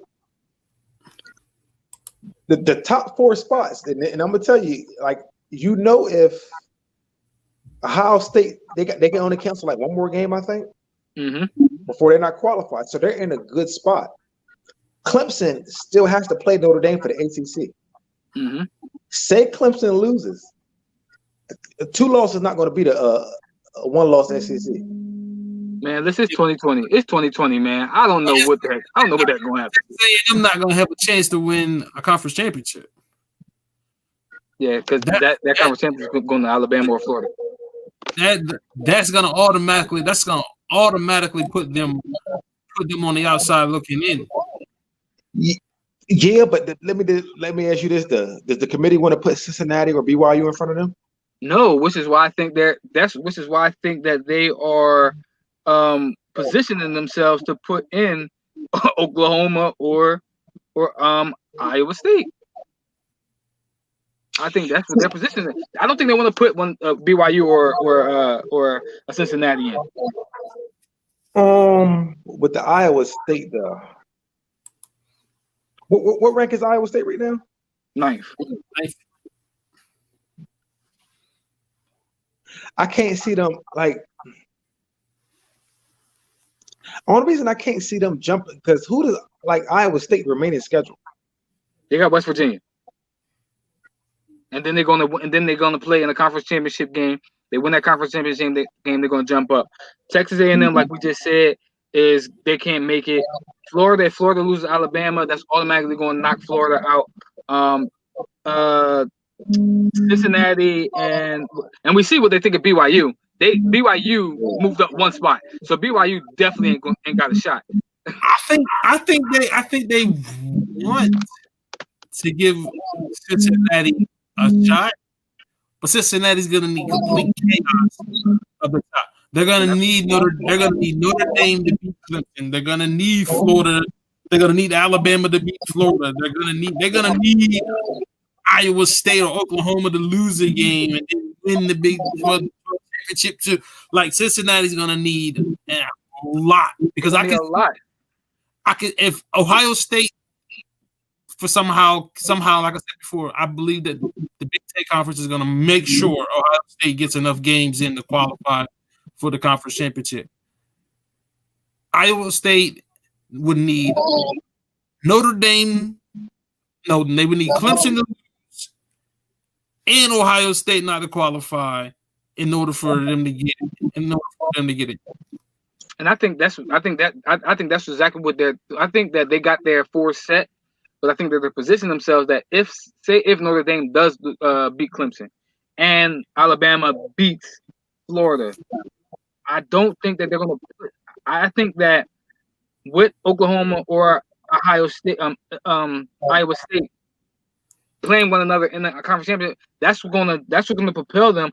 If Oklahoma beats Iowa State in the conference championship, I can legit see them jumping Florida and Texas A&M, and with Ohio State not playing enough games, then put Oklahoma in the conference championship. All right, let me ask you this though. As a committee, Iowa State lost to Louisiana Lafayette. I'm thinking there's no way they get in there. No way they should get in there. Well, why listen? Yeah, I know what you mean. Louisiana ranked 25th. I said Louisiana ranked number 24th or 25th right there. But you want me to tell you why? Because they beat them jokers. Outside of that, who have they beat? Listen. They got they got Liberty. They ain't get ranked Liberty, man. So and Liberty been putting in work. So they that speaks high to me how they feel about Louisiana Lafayette. I think Oklahoma has Lafayette. I think or Tulsa. They got one. I think they got Tulsa this week. On their schedule. I'm gonna see. Cincinnati has Tulsa on their schedule. That's gonna. They need Tulsa to keep winning like they are. They need Tulsa to keep winning. So, because honestly, Cincinnati, me personally, I think Cincinnati does have enough to get in. Only because when they beat their teams, when they beat the SMUs, the Memphis, the UCFs, the teams that they beat at that time, that was ranked 17, and they were smacking them. And they smacked them. I'm gonna tell you this right now. Right now, if I had to put a 4 in there, Cincinnati would be my 4th team. As of right now, Cincinnati would be my 4th team. So what do they do? What do they do if Oklahoma beats Iowa State, Clemson beats Notre Dame? So now you got two like what does the committee do? That's probably going to be the toughest situation. Notre Dame gets in regardless. Notre Dame's in. Yeah, Notre Dame gets in regardless. Notre Dame's in. They can you can book them. Notre Dame. The two teams you can pencil in regardless of what happens is Notre Dame and Alabama. Notre Dame and Alabama are legit penciled in. Notre Dame and Alabama are in. We're just the other two teams. I don't see how unless Notre Dame had to lose a game to somebody dumb, and Alabama would have to lose a game to somebody dumb. And actually, Notre Dame, I think they sent out the email. They sent out a letter to Notre Dame today saying they automatically in the conference championship. Yeah, but, they okay. You put them in the conference championship. So do you say if they lose to Clemson? Do you put them over a one-loss Iowa State that won their conference? Do you put them over even Florida? Just say Florida beats Alabama. It's a couple scenarios that can they got to really think. Florida beats Alabama, Florida in. And Florida and Alabama are in. Florida and Alabama open. And if Notre Dame loses to Clemson, that is Notre Dame, Clemson, Florida, Alabama. No Ohio State. No Ohio State. Because I don't know if Ohio State actually went. So see that's gonna be tough. The Big Ten is trash. Trash. It's trash. Yeah, but listen like this. It's trash. And Ohio State hasn't really been that Listen, dominant. I'll ask you this. I'll ask you this, Rontay. Who would you say is the best team in college football right now? I'm gonna say Alabama. So if Florida beats Alabama, how can you legit keep Florida out, and how can you legit take Alabama out? Yeah, but then that comes to the scenario. So you're gonna have two people that didn't win their conference over Ohio State that will goes undefeated. Because Well, Ohio State, listen. Playing This the what Big I'm Ten saying. for not having a full season and starting in no, no, August. no, no, no, Ohio State. Yeah, Yes, that's what I'm saying. Ohio State. for Yeah, not so starting the season in September like everybody else. And the last time I so seen Ohio State was struggling. what about Iowa State? They win their so you're gonna have two people that didn't win their conference in the top four over Iowa State that wins the Big 12. Iowa State 7-2, and again the Big 12 is like the NIT. The Big 12 is like the NIT. Iowa State Man. lost too? Yeah, Iowa State got 2 losses. Oh man, I don't even know why. Listen, yeah, I don't even look. I think The they're committee trying to show- put somebody from that conference in. They're trying to position themselves because I legit think they Yeah. don't want to put Clemson in there. They do not. Clemson has not. I mean, not Clemson. Cincinnati has not moved off of that 7th spot. They have not moved off that 7th spot, and they are undefeated. Ohio State has played 4 games, and they have looked terrible in 2 of those games. Because they're Ohio State, because they ranked them so high, they don't want to come off of it. Cincinnati has legit smacked everybody except they play except UCF. You said Ohio State looked bad in 2 of those games. They look bad in the Indiana game. I said they think they should have lost that game. I said they look bad in the 3 of the 4. The only game I thought they looked decent was Rutgers, And like I said, and listen, they struggled against a Penn State team. I'm saying Nebraska was hanging in there. Nebraska was hanging in there until I think Martinez got the fumble that they recovered, and I think it's put a touchdown on. What has legit saved Ohio State this season is turnovers. Yeah. So I think the committee put themselves in a real tough spot with the rankings in early because I felt like Texas A&M was way too high because now they're stuck there, and then they're stuck there. They're not going to get any higher. They're trying to keep Cincinnati out, man. That's exactly what they're doing, and that's why I said they put themselves in a tough spot because Cincinnati legit is in a bad spot because the committee does not want to put a non-power 5 team in there. But Cincinnati needs everything to happen for them to actually get in there. But to me, they have been Cincinnati and BYU's resume is as good as anybody's in the country.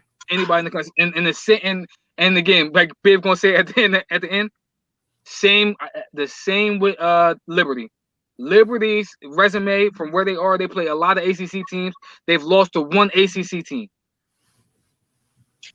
Their resume is, and again, we can talk about Coastal Carolina. We can talk about all these other teams. It's just conference bias. That's what it is. It's conference bias.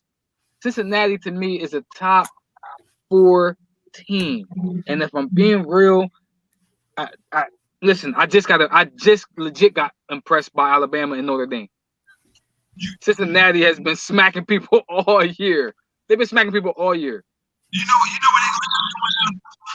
Because it's a team that I like. They're not as good as Cincinnati. Marshall. I like Marshall as well. What they end up doing is putting Cincinnati against Marshall. Cincinnati lose. But we sold y'all they win that good because they're not motivated. Like they're trying to keep Cincinnati off. Cincinnati gonna have to beat whoever they play this week. They're gonna have to beat them 70-7.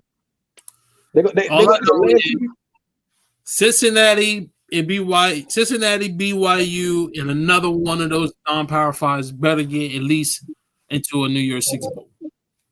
This is what I'm gonna say. I'm gonna tell you. This is where I'm gonna lose it. This is where I'm gonna legit lose it next week. Say Coastal Carolina beat Liberty this week, and Coastal Carolina drop back to drop back the 21st because Marshall, USC, and Iowa jumped them. I'm gonna legit lose it if Coastal Carolina beat beat Liberty this week and they drop back. Man, The crazy. They listen just like this. Right now, they scratching their head right now because they looking at the schedule like, oh shoot, something could have. Listen, if the worst happened, man, good luck on trying to decide who. Because their worst scenario is Clemson beating Notre Dame, Ohio State not winning it, Florida beating Alabama. Now you in the jam, like whoa, like what you gonna put Texas A&M in the top 4, 3 SEC? Like it's gonna be impossible. They just better hope Florida don't beat Alabama.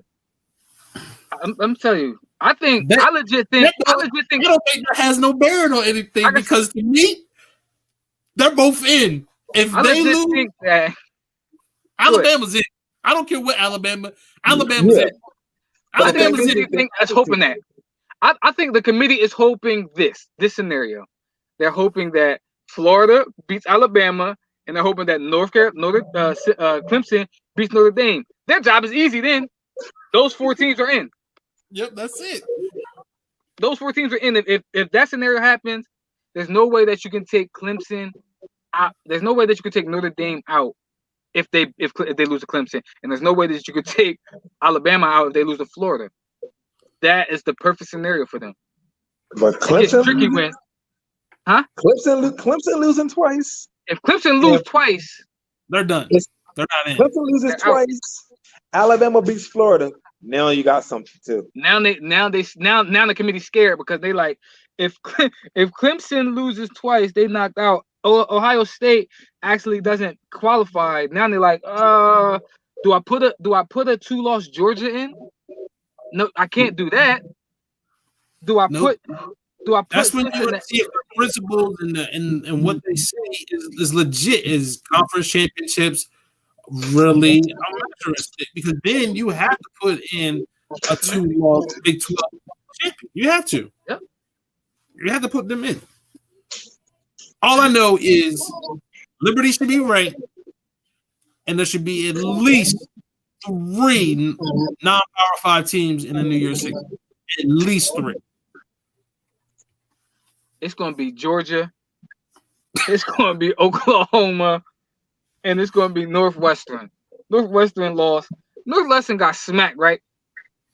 If I'm not mistaken, I think they got smacked. I don't care if they got smacked or not. They lost to Michigan State after beating Wisconsin. But you want me to tell you something that's crazy about that one, though? They said Wisconsin is not eligible, so all Northwestern has to do is win 1 game, and they're automatically in the Big Ten championship. If Northwestern wins 1 game, Ohio State doesn't qualify. Who they playing? Indiana. Indiana playing Northwestern without their starting quarterback. Without their starting quarterback. I tell you what. Does that put Northwestern in the conversation? No, it better not. I feel like this. They listen. They just better hope it goes smoothly. Because if they don't, it's gonna be blatantly. They're not trying to put Cincinnati in there. And if that happens, man, they got to blow the whole thing up, man. The whole system flawed anyway. But this would be super obvious. That'd be super obvious if all that happened and they still don't put Cincinnati in there. I'm gonna say all this. I'm gonna say this. Cincinnati gets in, they legit have a chance to win it though. And I don't think that they want. I don't think that that's what they want. Because Ohio State definitely don't want to see them. I don't think Notre Dame wants to see them. Those are 2 that I know they don't want to see. If Cincinnati, the way Cincinnati play defense and offense, if they can get in, they can legit win it all. Because I told somebody North Carolina gave Notre Dame fits, they just didn't have enough. Yep. Listen, there's a couple teams that get Boston College gave them fits. There's a lot of teams that gave Notre Dame fits. They didn't have that firepower. They didn't have enough. Cincinnati, they're gonna close that game out. Let's get to these picks, man. These playoff picks in the NFL. All right, man. So me and Bill was talking about it earlier. With the Ravens losing today, do they make it in? And that's when we start thinking about playoff positioning and I mean who can go in and what's the perfect scenario. And I'm gonna say this. I think it's gonna be tough for the Ravens, and I love the Ravens, man. I love Lamar. I think it's going to be tough for the Ravens to make it in. I know we talked about the schedule, Biv, and the teams that's ahead of them. Um, the teams that ahead of them having tough schedules. We said this. We've been saying it all year. If if the Browns do what they do and don't get out of character, they can legit be in every game. Because listen, me and you said it. I'm not impressed with the Steelers. What I seen out of this version of the Ravens, I'm not impressed with either. So I think the team that know who they are, the Browns legit know who they are as a running team, having Nick Chubb's back and a solid defensive team. I think the Browns is in a cakewalk team. So I like the Browns. I know we said the Colts. Colts have a tough schedule, but the Colts play good defense and they play good and they beating good teams. I like Oakland. Not Oakland. I like Las Vegas. I like them, especially with the schedule that they got coming up. I like the Dolphins. I don't know how the Ravens actually sneak in, but my scenario would be, I think that my top 7 would be in no order: Chiefs, Steelers, Bills, Titans, Colts, Browns, and the Raiders. Did you say Dolphins? No, Dolphins don't make it. They got 2 big games. I think it's gonna knock them out.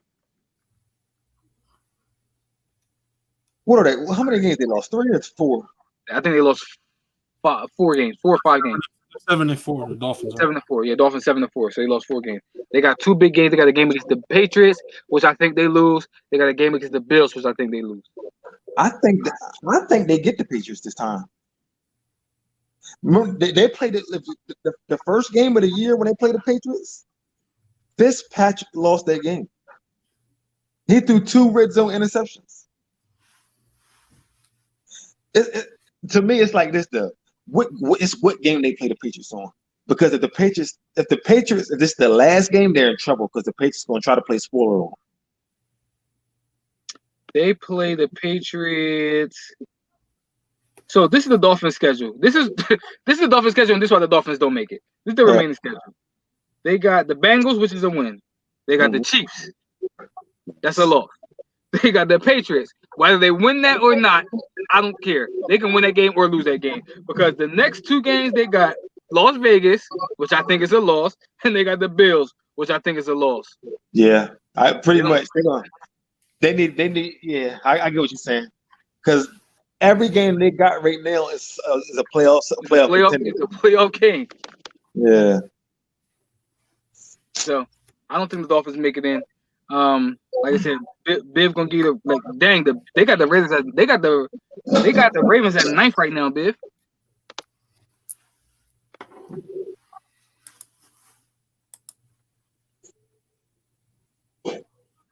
Yeah, because Las Vegas is 6-5, and we're 6-6. No, y'all 6-5. Well, yeah, we're 6-5. So yeah, it's probably just a conference. But listen, I can legit see this. Is what I'm gonna say, I can legit see y'all winning out.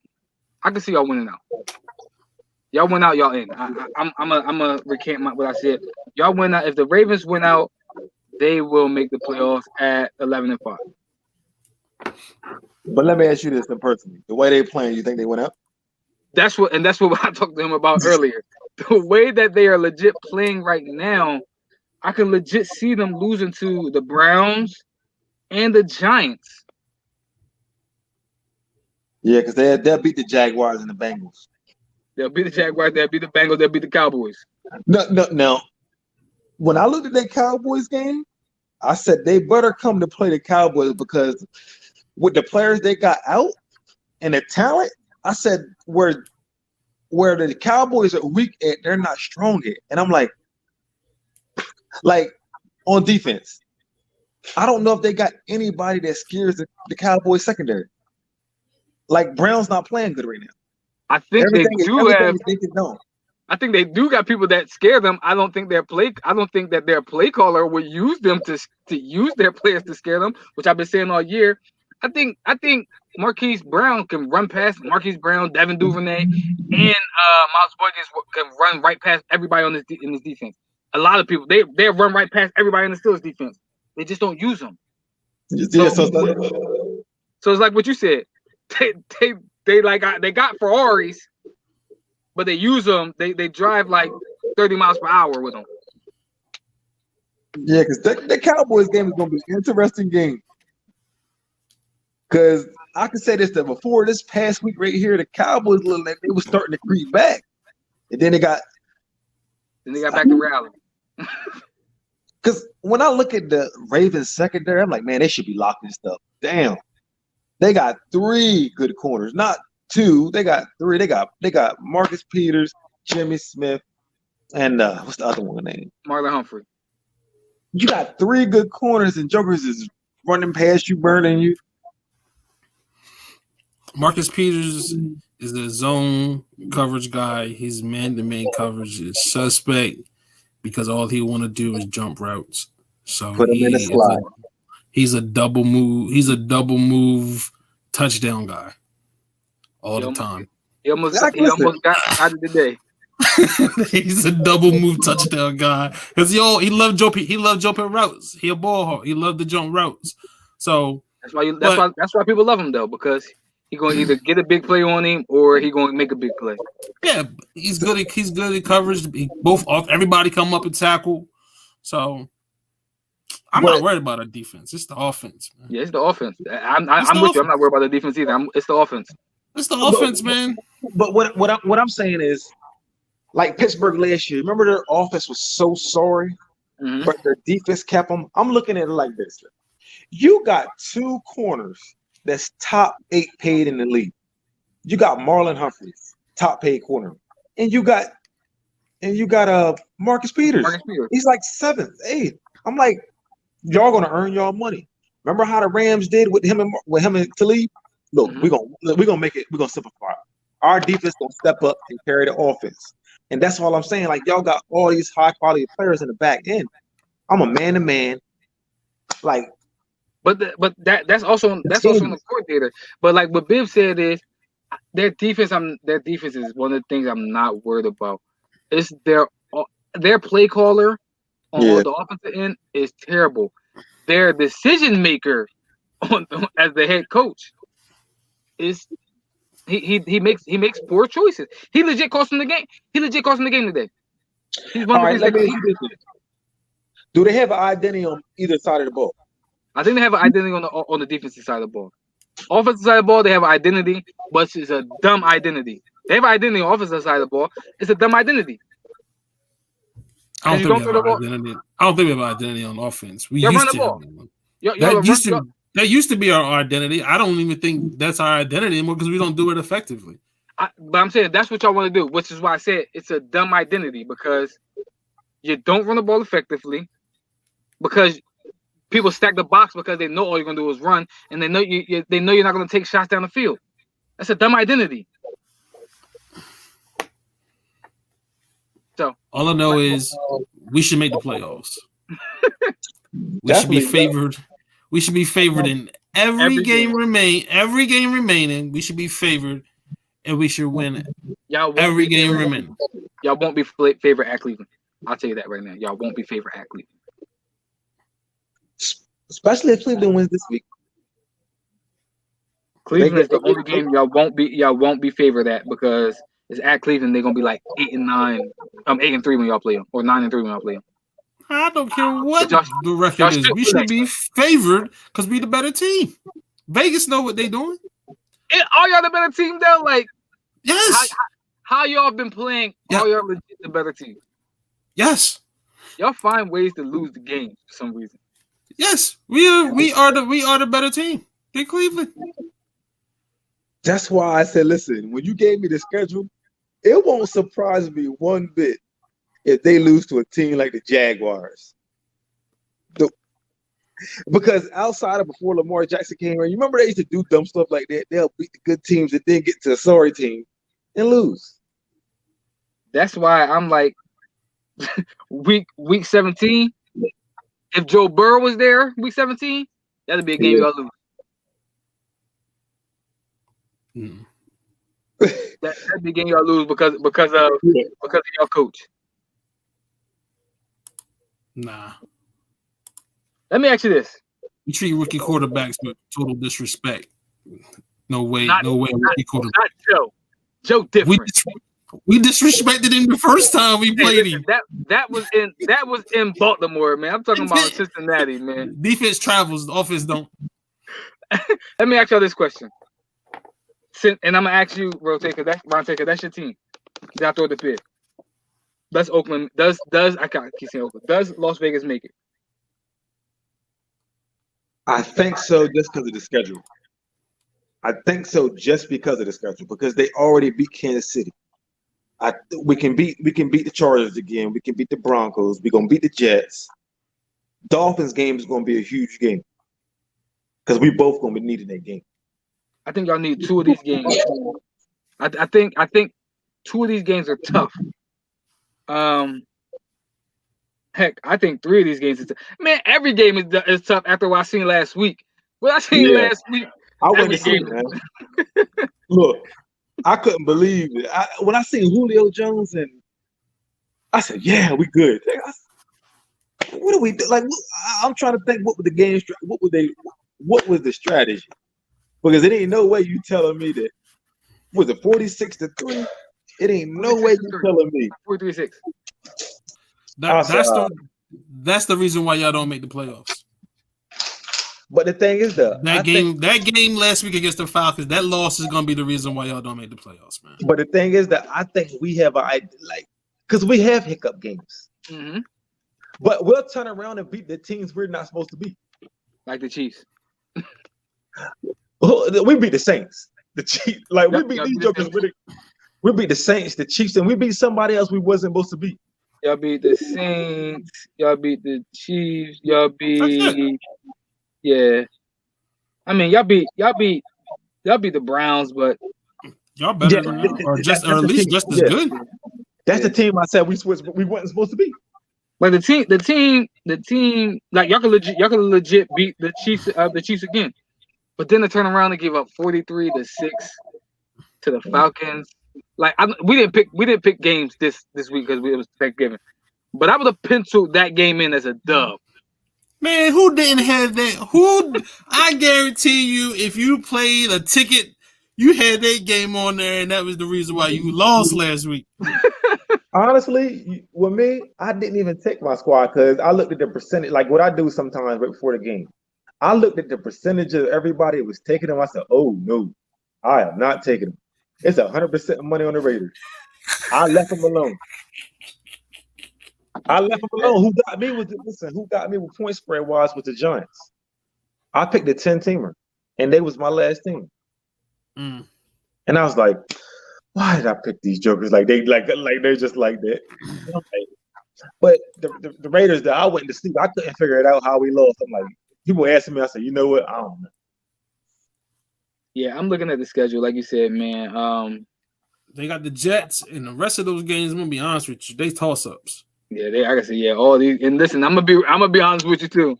I think the Jets game a toss up too. I think this could be the one the Jets get. Not lying to you.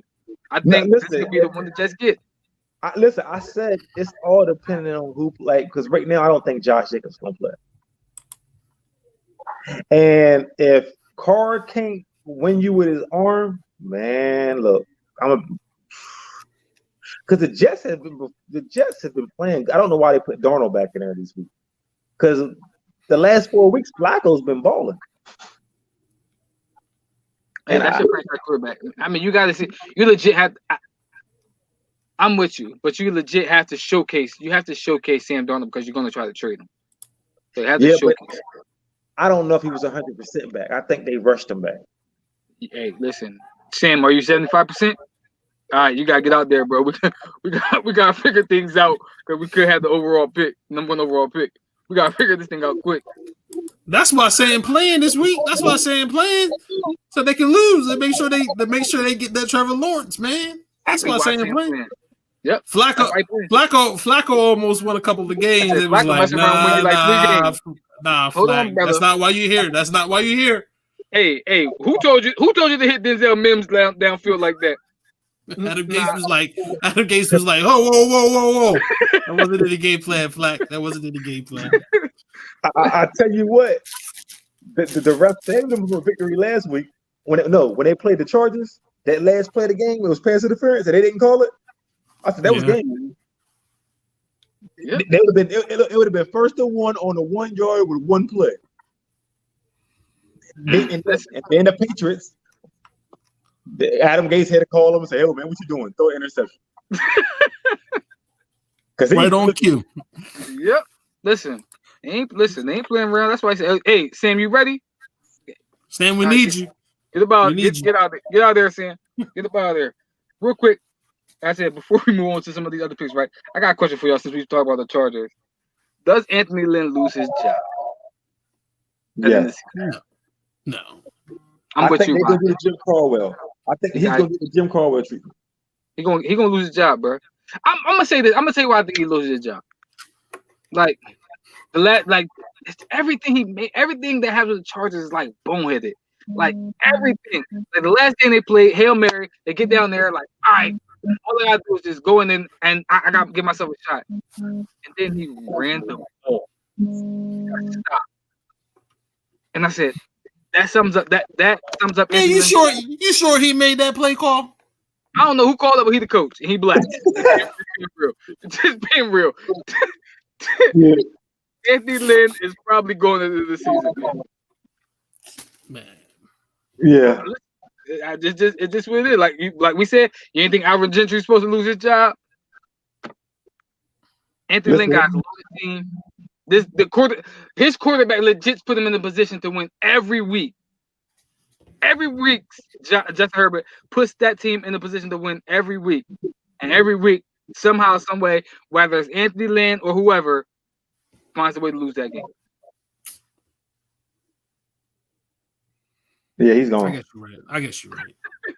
Look, I mean, it's bad, but every week, what they always talk about is Anthony Lynn gonna get fired. Every week, like they just like it's not even. Sometimes it's not even the owners want to. Every time you turn on the TV in the game with the Chargers, they talking about Anthony Lynn losing his job. I thought he was gonna lose it after last year, but hold on. But yet, Adam Gase still got a job. Matt Patricia coached for 8 years after he was supposed to be fired. We know the game, man. We legit know the game. Adam Gates, nobody knows how Adam Gates still has a job. I don't even know how he got a job. I don't know how he got a job. I don't know how he kept a job. I don't know how he got another job, and I don't know how he keeping this job. I don't know. He's married to somebody in these organizations. He has to be. Man, you know what Rontay said? You know what Rontay said, man? You got to know somebody, man. You have to know somebody. And that's legit what's up with Adam Gates. He knows somebody. Actually, he's tied to the first family in the NFL. He's tied to the Mannings. That's who vouched for him. Yeah, you're right. That's who vouched for him. That's why he got jobs. Peyton Manning said, you better not find my guy. And that's what it is. You lost my man, Rontay. We're going to wrap this thing up real quick. Question for you. Do the Bucks make it? It's crazy to say it now, right now. Make what? The playoffs? Playoffs. Hold on, man. I didn't even think that was a possibility of them not making it. It's crazy to ask these questions, bro. But you know. Nah, they're in. They're in. Oh man, they're in. You said they're in? Yeah, they're in. Listen, that Vikings game ain't no walk in the park. We seen last week the Falcons game ain't no walk in the park. The Vikings, all it takes is the Bucks to lose 2 more games. Man, they got the Falcons twice and the Lions. Yeah, they don't get in. They just. Man, they're in. I think that. I think Tom Brady, if he got to call his own plays, he's not gonna allow them not to make playoffs. Man, they got the Falcons twice, the Lions and the Vikings. Man, and they got to buy this week so they can get healthy, get their heads together. Man, they better make the playoffs. Like, what you say? What you say at the beginning of the season, Biff? What you say, man? Bruce Arians. That's all I got to say.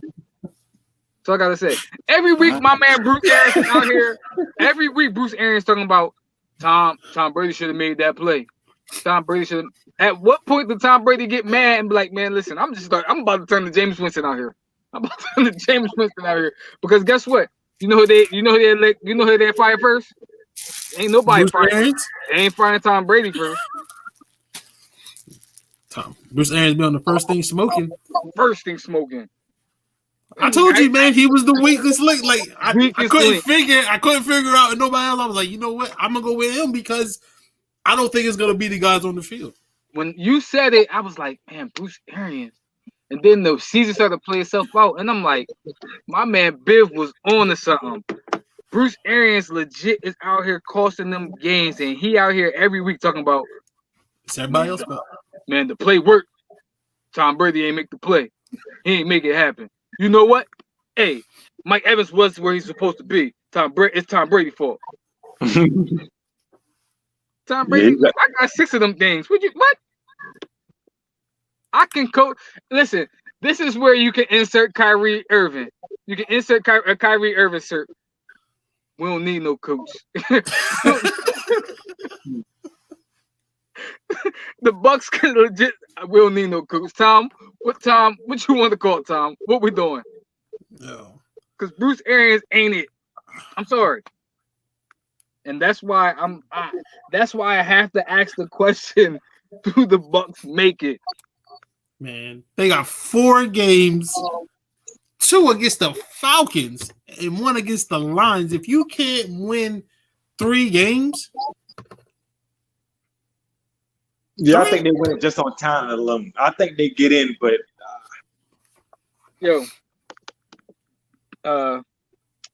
did we not see them lose to the Bears? Yeah. None of those teams had that defense that they got to face. I'm just saying, man. I seen them lose to the Bears. None of them have that defense that they got to face, and none of them have a quarterback like the Chiefs. Nobody's got a defense like the 2 teams that they lost to the last 2 weeks. They lost by 3 points to a Rams team that has a really good defense, and then they lost by 3 points to Patrick Mahomes. Are we overreacting a little bit? I'm just asking the question because of Bruce Arians. That's all I'm saying. You said in the beginning of the year, I got to ask the question because of Bruce Arians.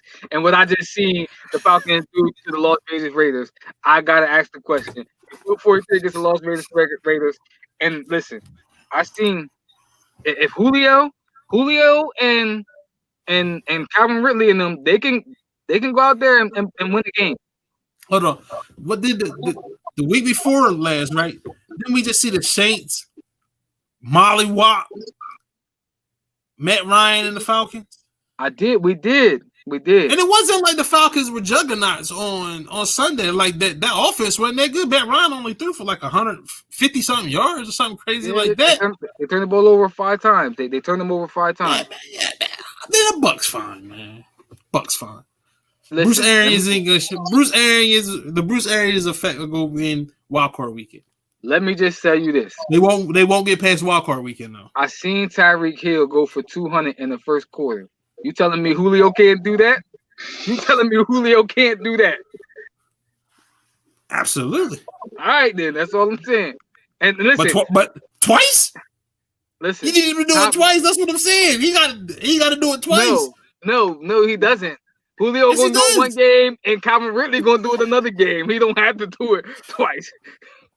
No, all I know is this: if the Bucks let another person get 200-something yards in the first half, shoot everybody. But again, I told you, man, some of those, man, two plays, man, the one play was really crazy. Both plays, he was wide open. But the one play, it looked like it wasn't nobody from the Bucs playing defense at all. It looked like Tom Brady just told Tyreek. I mean, looked like Patrick Mahomes just was like, go deep, and I'm going to throw it to you. And the Bucs was like, all right, we're gonna see if you can do it. And that's what happened. That's exactly what happened.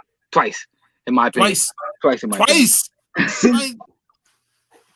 Hey, man, Which man, is the only why thing I have can to do ask with the Don, question. man, I kind of, as he's saying it, I'm thinking they better regroup this week because you're playing. Listen, you're playing teams that not even make the playoffs, so they're on 4th down and ones. They're bringing everything out the They out back. here playing trick plays. They out here doing everything. So it kind of changes the dynamics of who they play. Atlanta has nothing to lose. And they got a talented offense, man. Regardless of what you say, they got a talented offense. And we've been raving about that Buck defense all year. I haven't seen that Bucks defense in a couple of games. I've seen it get torched in a couple of games. And the Atlanta, listen, all 4 of the teams that they play, they can legit get torched. All 4 of them. Dalvin Cook, Justin Jeffries, Adam Thielen, they can torch him. Matt Ryan and them, they can torch him. Kenny Galladay and them. The Lions can't torch nobody. Kenny Galladay, man, listen, Kenny Galladay out here. Kenny Galladay come back, put up 300 yards on them boys. All right, you're right. The Lions probably ain't gonna torch nobody. But the other 3 games, yeah. Let's go Bucks. At least make the playoffs. Don't give us all this hype and don't even make the playoffs. Yo, if they don't make the playoffs, this is the crazy. This is the crazy thing. This is the crazy thing, though, right? When Bill Belichick was on his slide, all you heard was, "Man, he ain't the same without Tom. He ain't the same without Tom." Then he kind of right the ship. You don't hear that no more. Now Tom on the verge of might not make it the playoff, but you don't hear them. You don't hear that chirping because his coach tripping. Yep, that's what it is. And listen, I'm gonna tell you this: don't let the Patriots make it, and the Bucks don't. Patriots ain't making the playoffs. Patriots, listen, it's not far. What they 5 and 6? It's not far fetched. 5 and 6. They rank. They number 10. Don't let the Patriots make it, and the Bucks don't. But listen, I'm gonna tell you this: the Patriots ain't make it either because they gotta play Chargers, the Rams, the Dolphins, the Bills, and then they got the Jets at the end of the year. And the Jets actually played them tough too. So yeah, Patriots it's gonna be interesting. Because I Bill don't want to make the playoffs. If I'm the Bucks, when I look at the Vikings them schedule, I'm like, man, these jokers is playing hard every play and every game. Yep.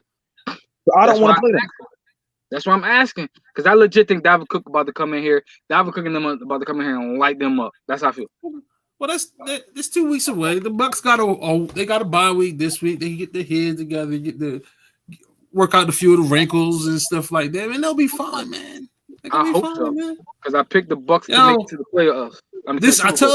I told you, man, we overreact to Tom Brady losing too much, man. We overreact, man. I always believe he played chess, not checkers, and he getting y'all to feel like, oh man, they're not gonna be that good. And then next thing you know, listen, it ain't time for me, man. It's what you said earlier, man. You got me on the bandwagon. It's Bruce Arians. I'm not on the Bruce Arians wave. I'm just not.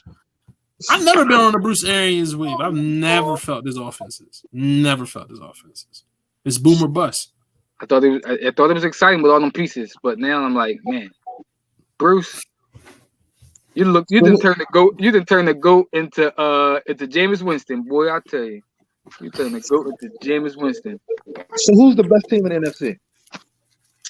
If I had to pick a team, if you asked me this last week, it would have been the Rams.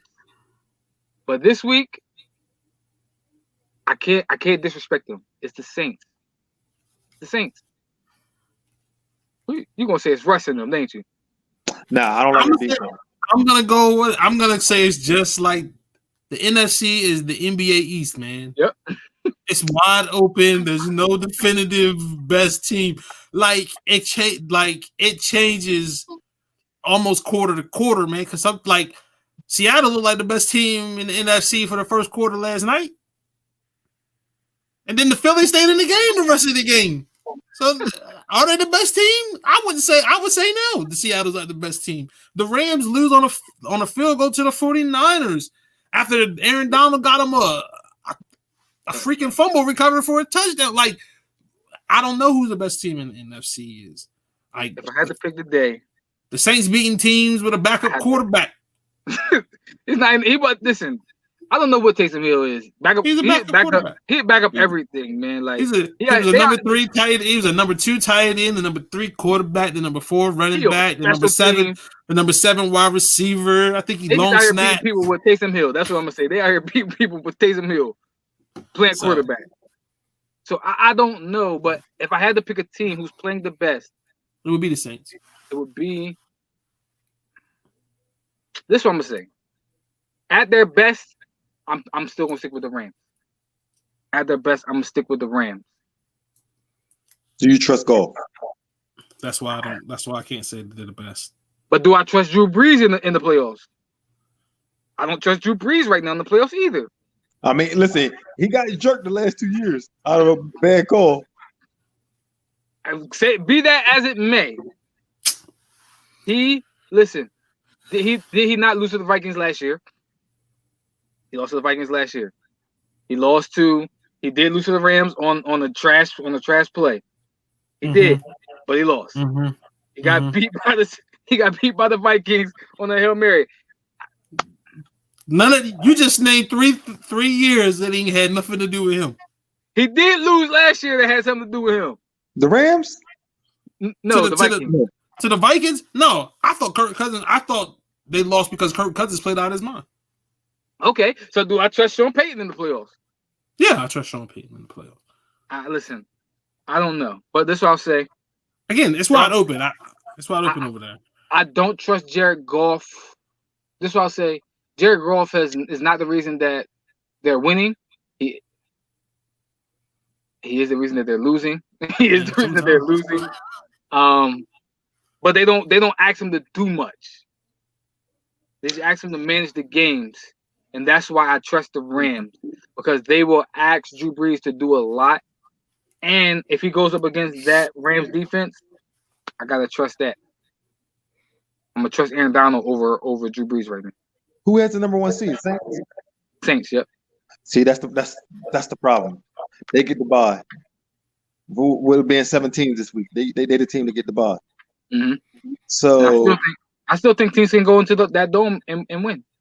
The Vikings did last year with fans. Are the Rams even number 1 in their division? No. But they beat Seattle. So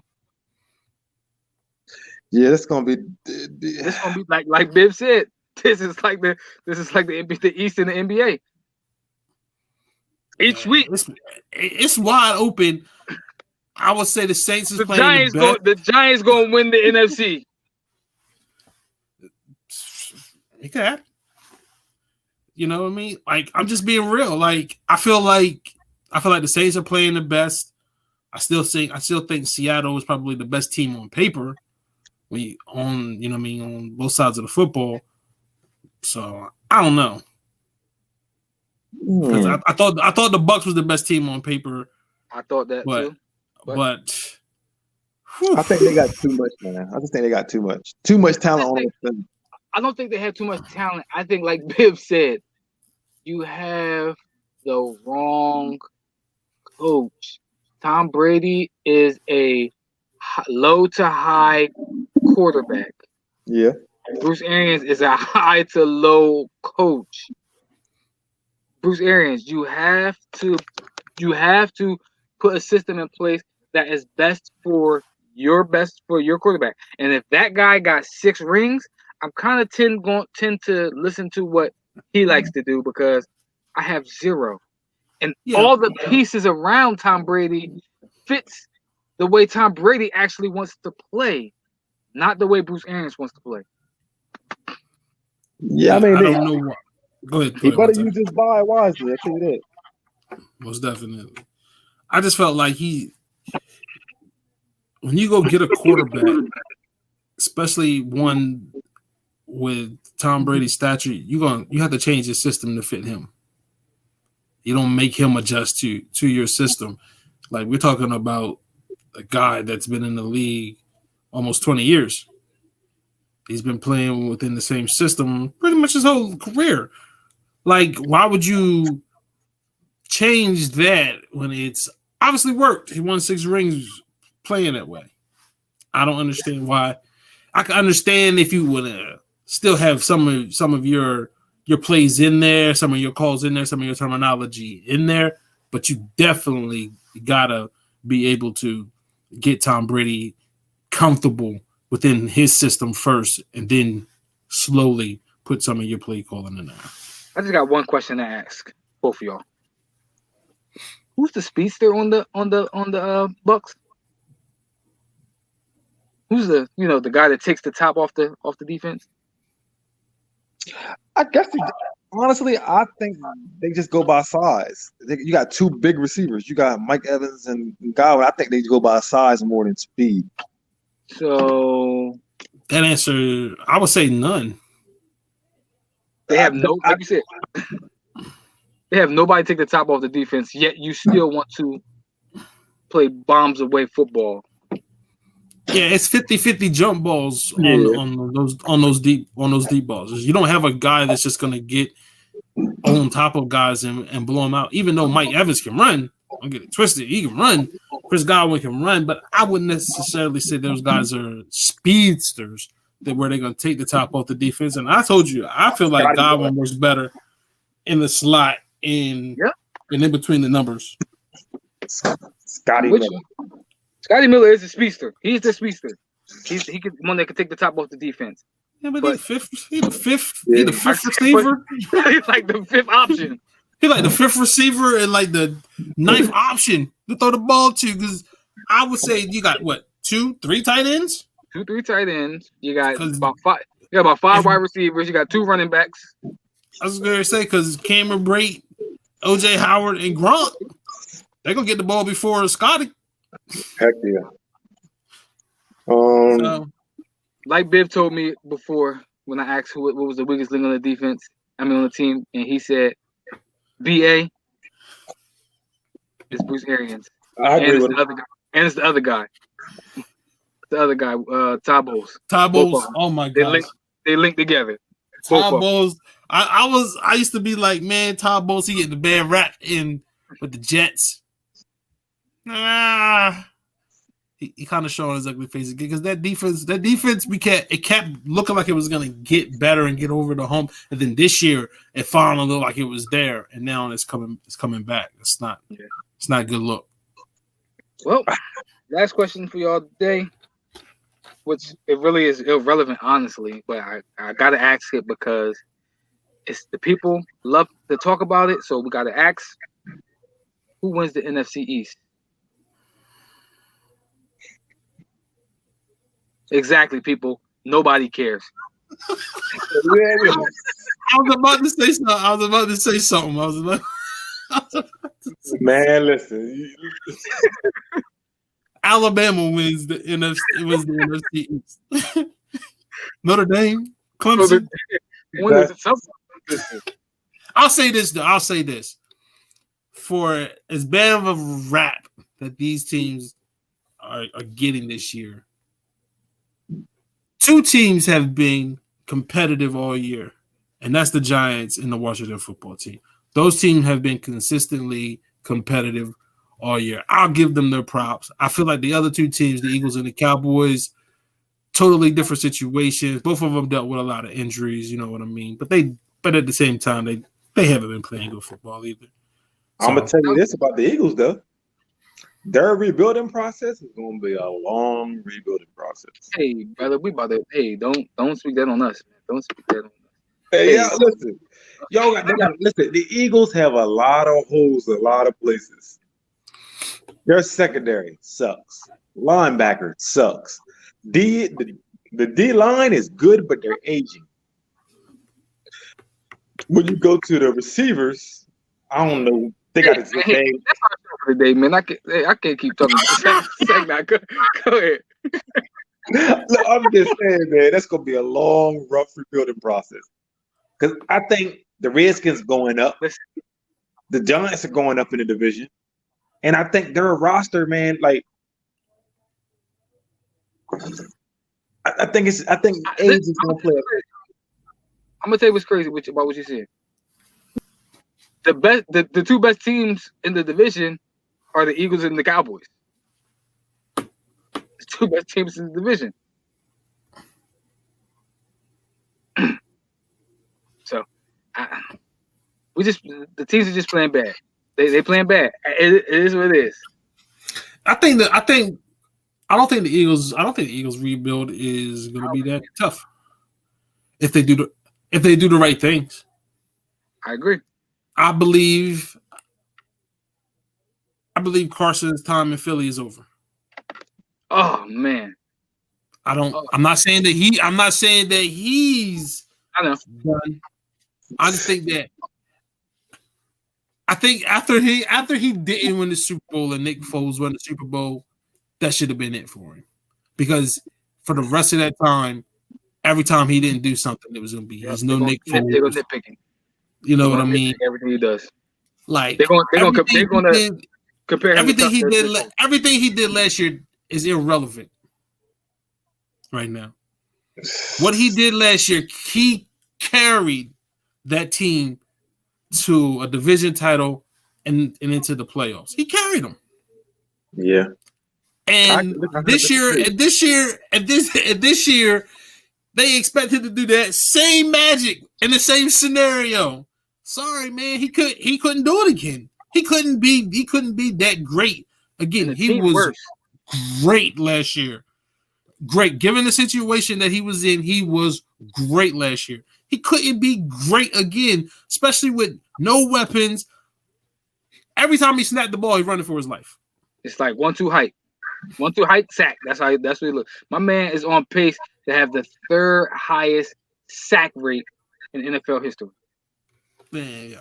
Like I said, it had nothing to do with Carson. NFL history. It has nothing. What's going on in Philly has nothing to do with Carson Wentz's play, because to me, his play is really a result of no weapons and a banged up offensive line and no run game. Let's be real. Even when Miles Sanders is healthy, he fumbles. Like, dude, stop fumbling the ball. Like, I don't know what else everybody's expecting from Carson. Like, he's like, sorry guys, he's not Jesus. Honestly, they messed up. They should have kept Josh Howard. They should have kept Jordan Howard. They should have kept Jordan Howard because he was the pound back and he was reliable.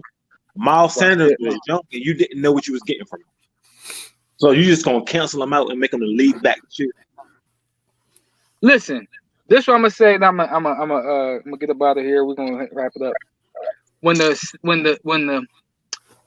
the Texans came knocking and said, "Give us Miles Sanders for DeAndre Hopkins," and you said no, that's where you messed up. We messed up. Yeah, because DeAndre Hopkins can make a bad little quarterback look good.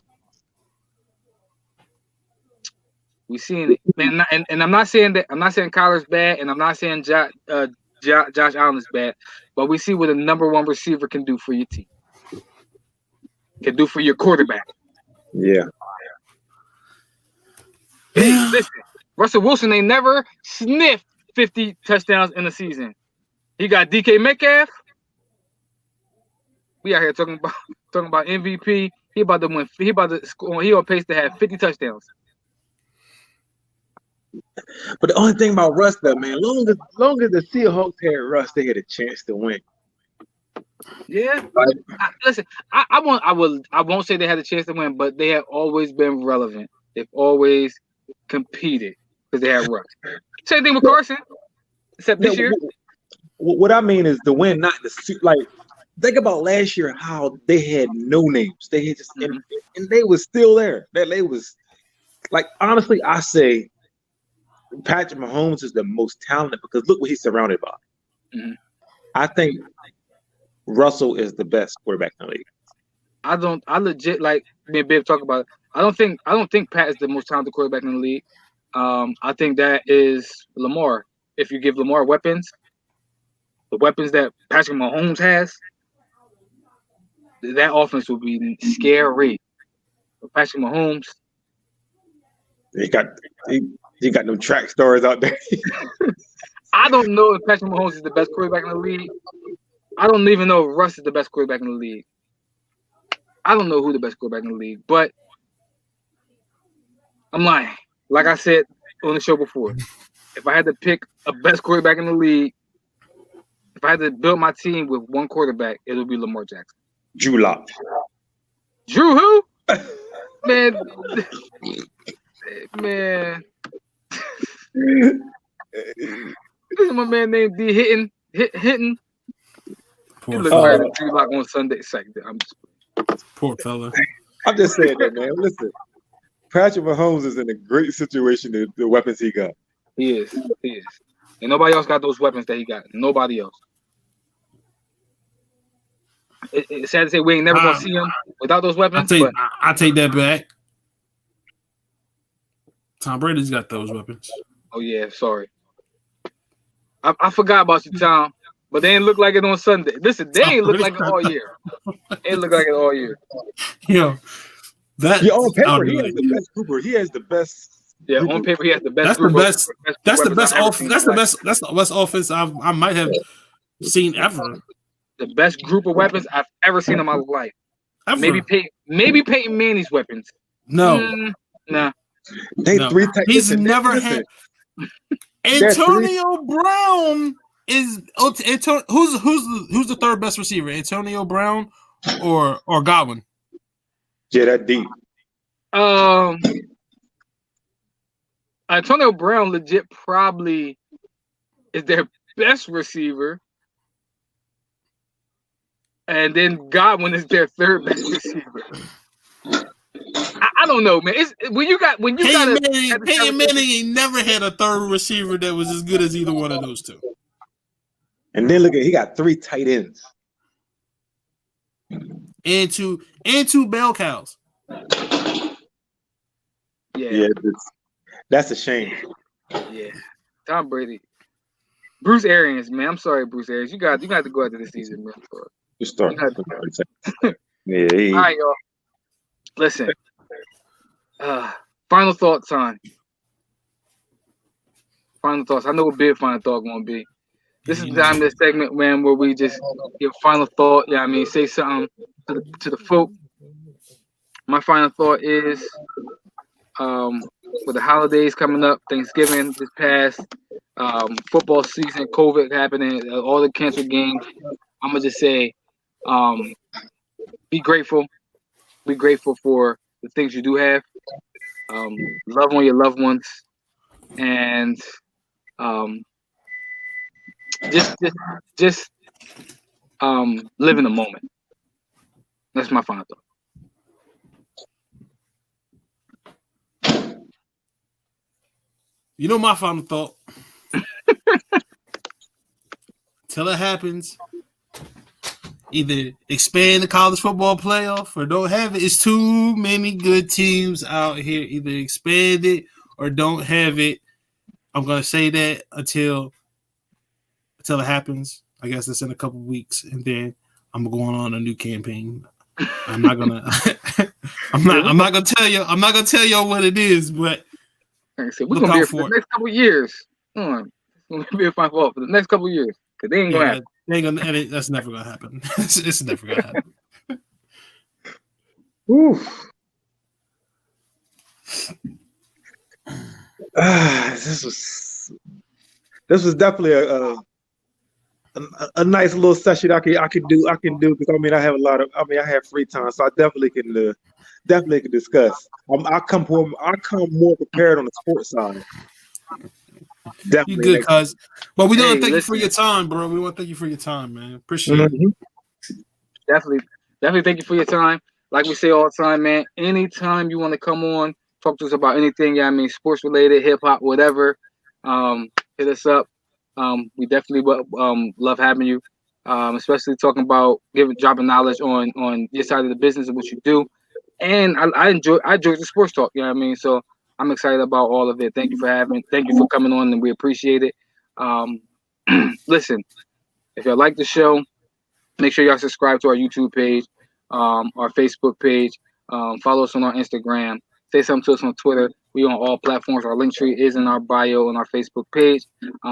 If you want something to talk, if you want us to talk about anything, hit us up. If you want to be a guest on the show, hit us up. But until next time, y'all, that's our show. I'm gonna holler at y'all. Speak on it. Peace. Peace.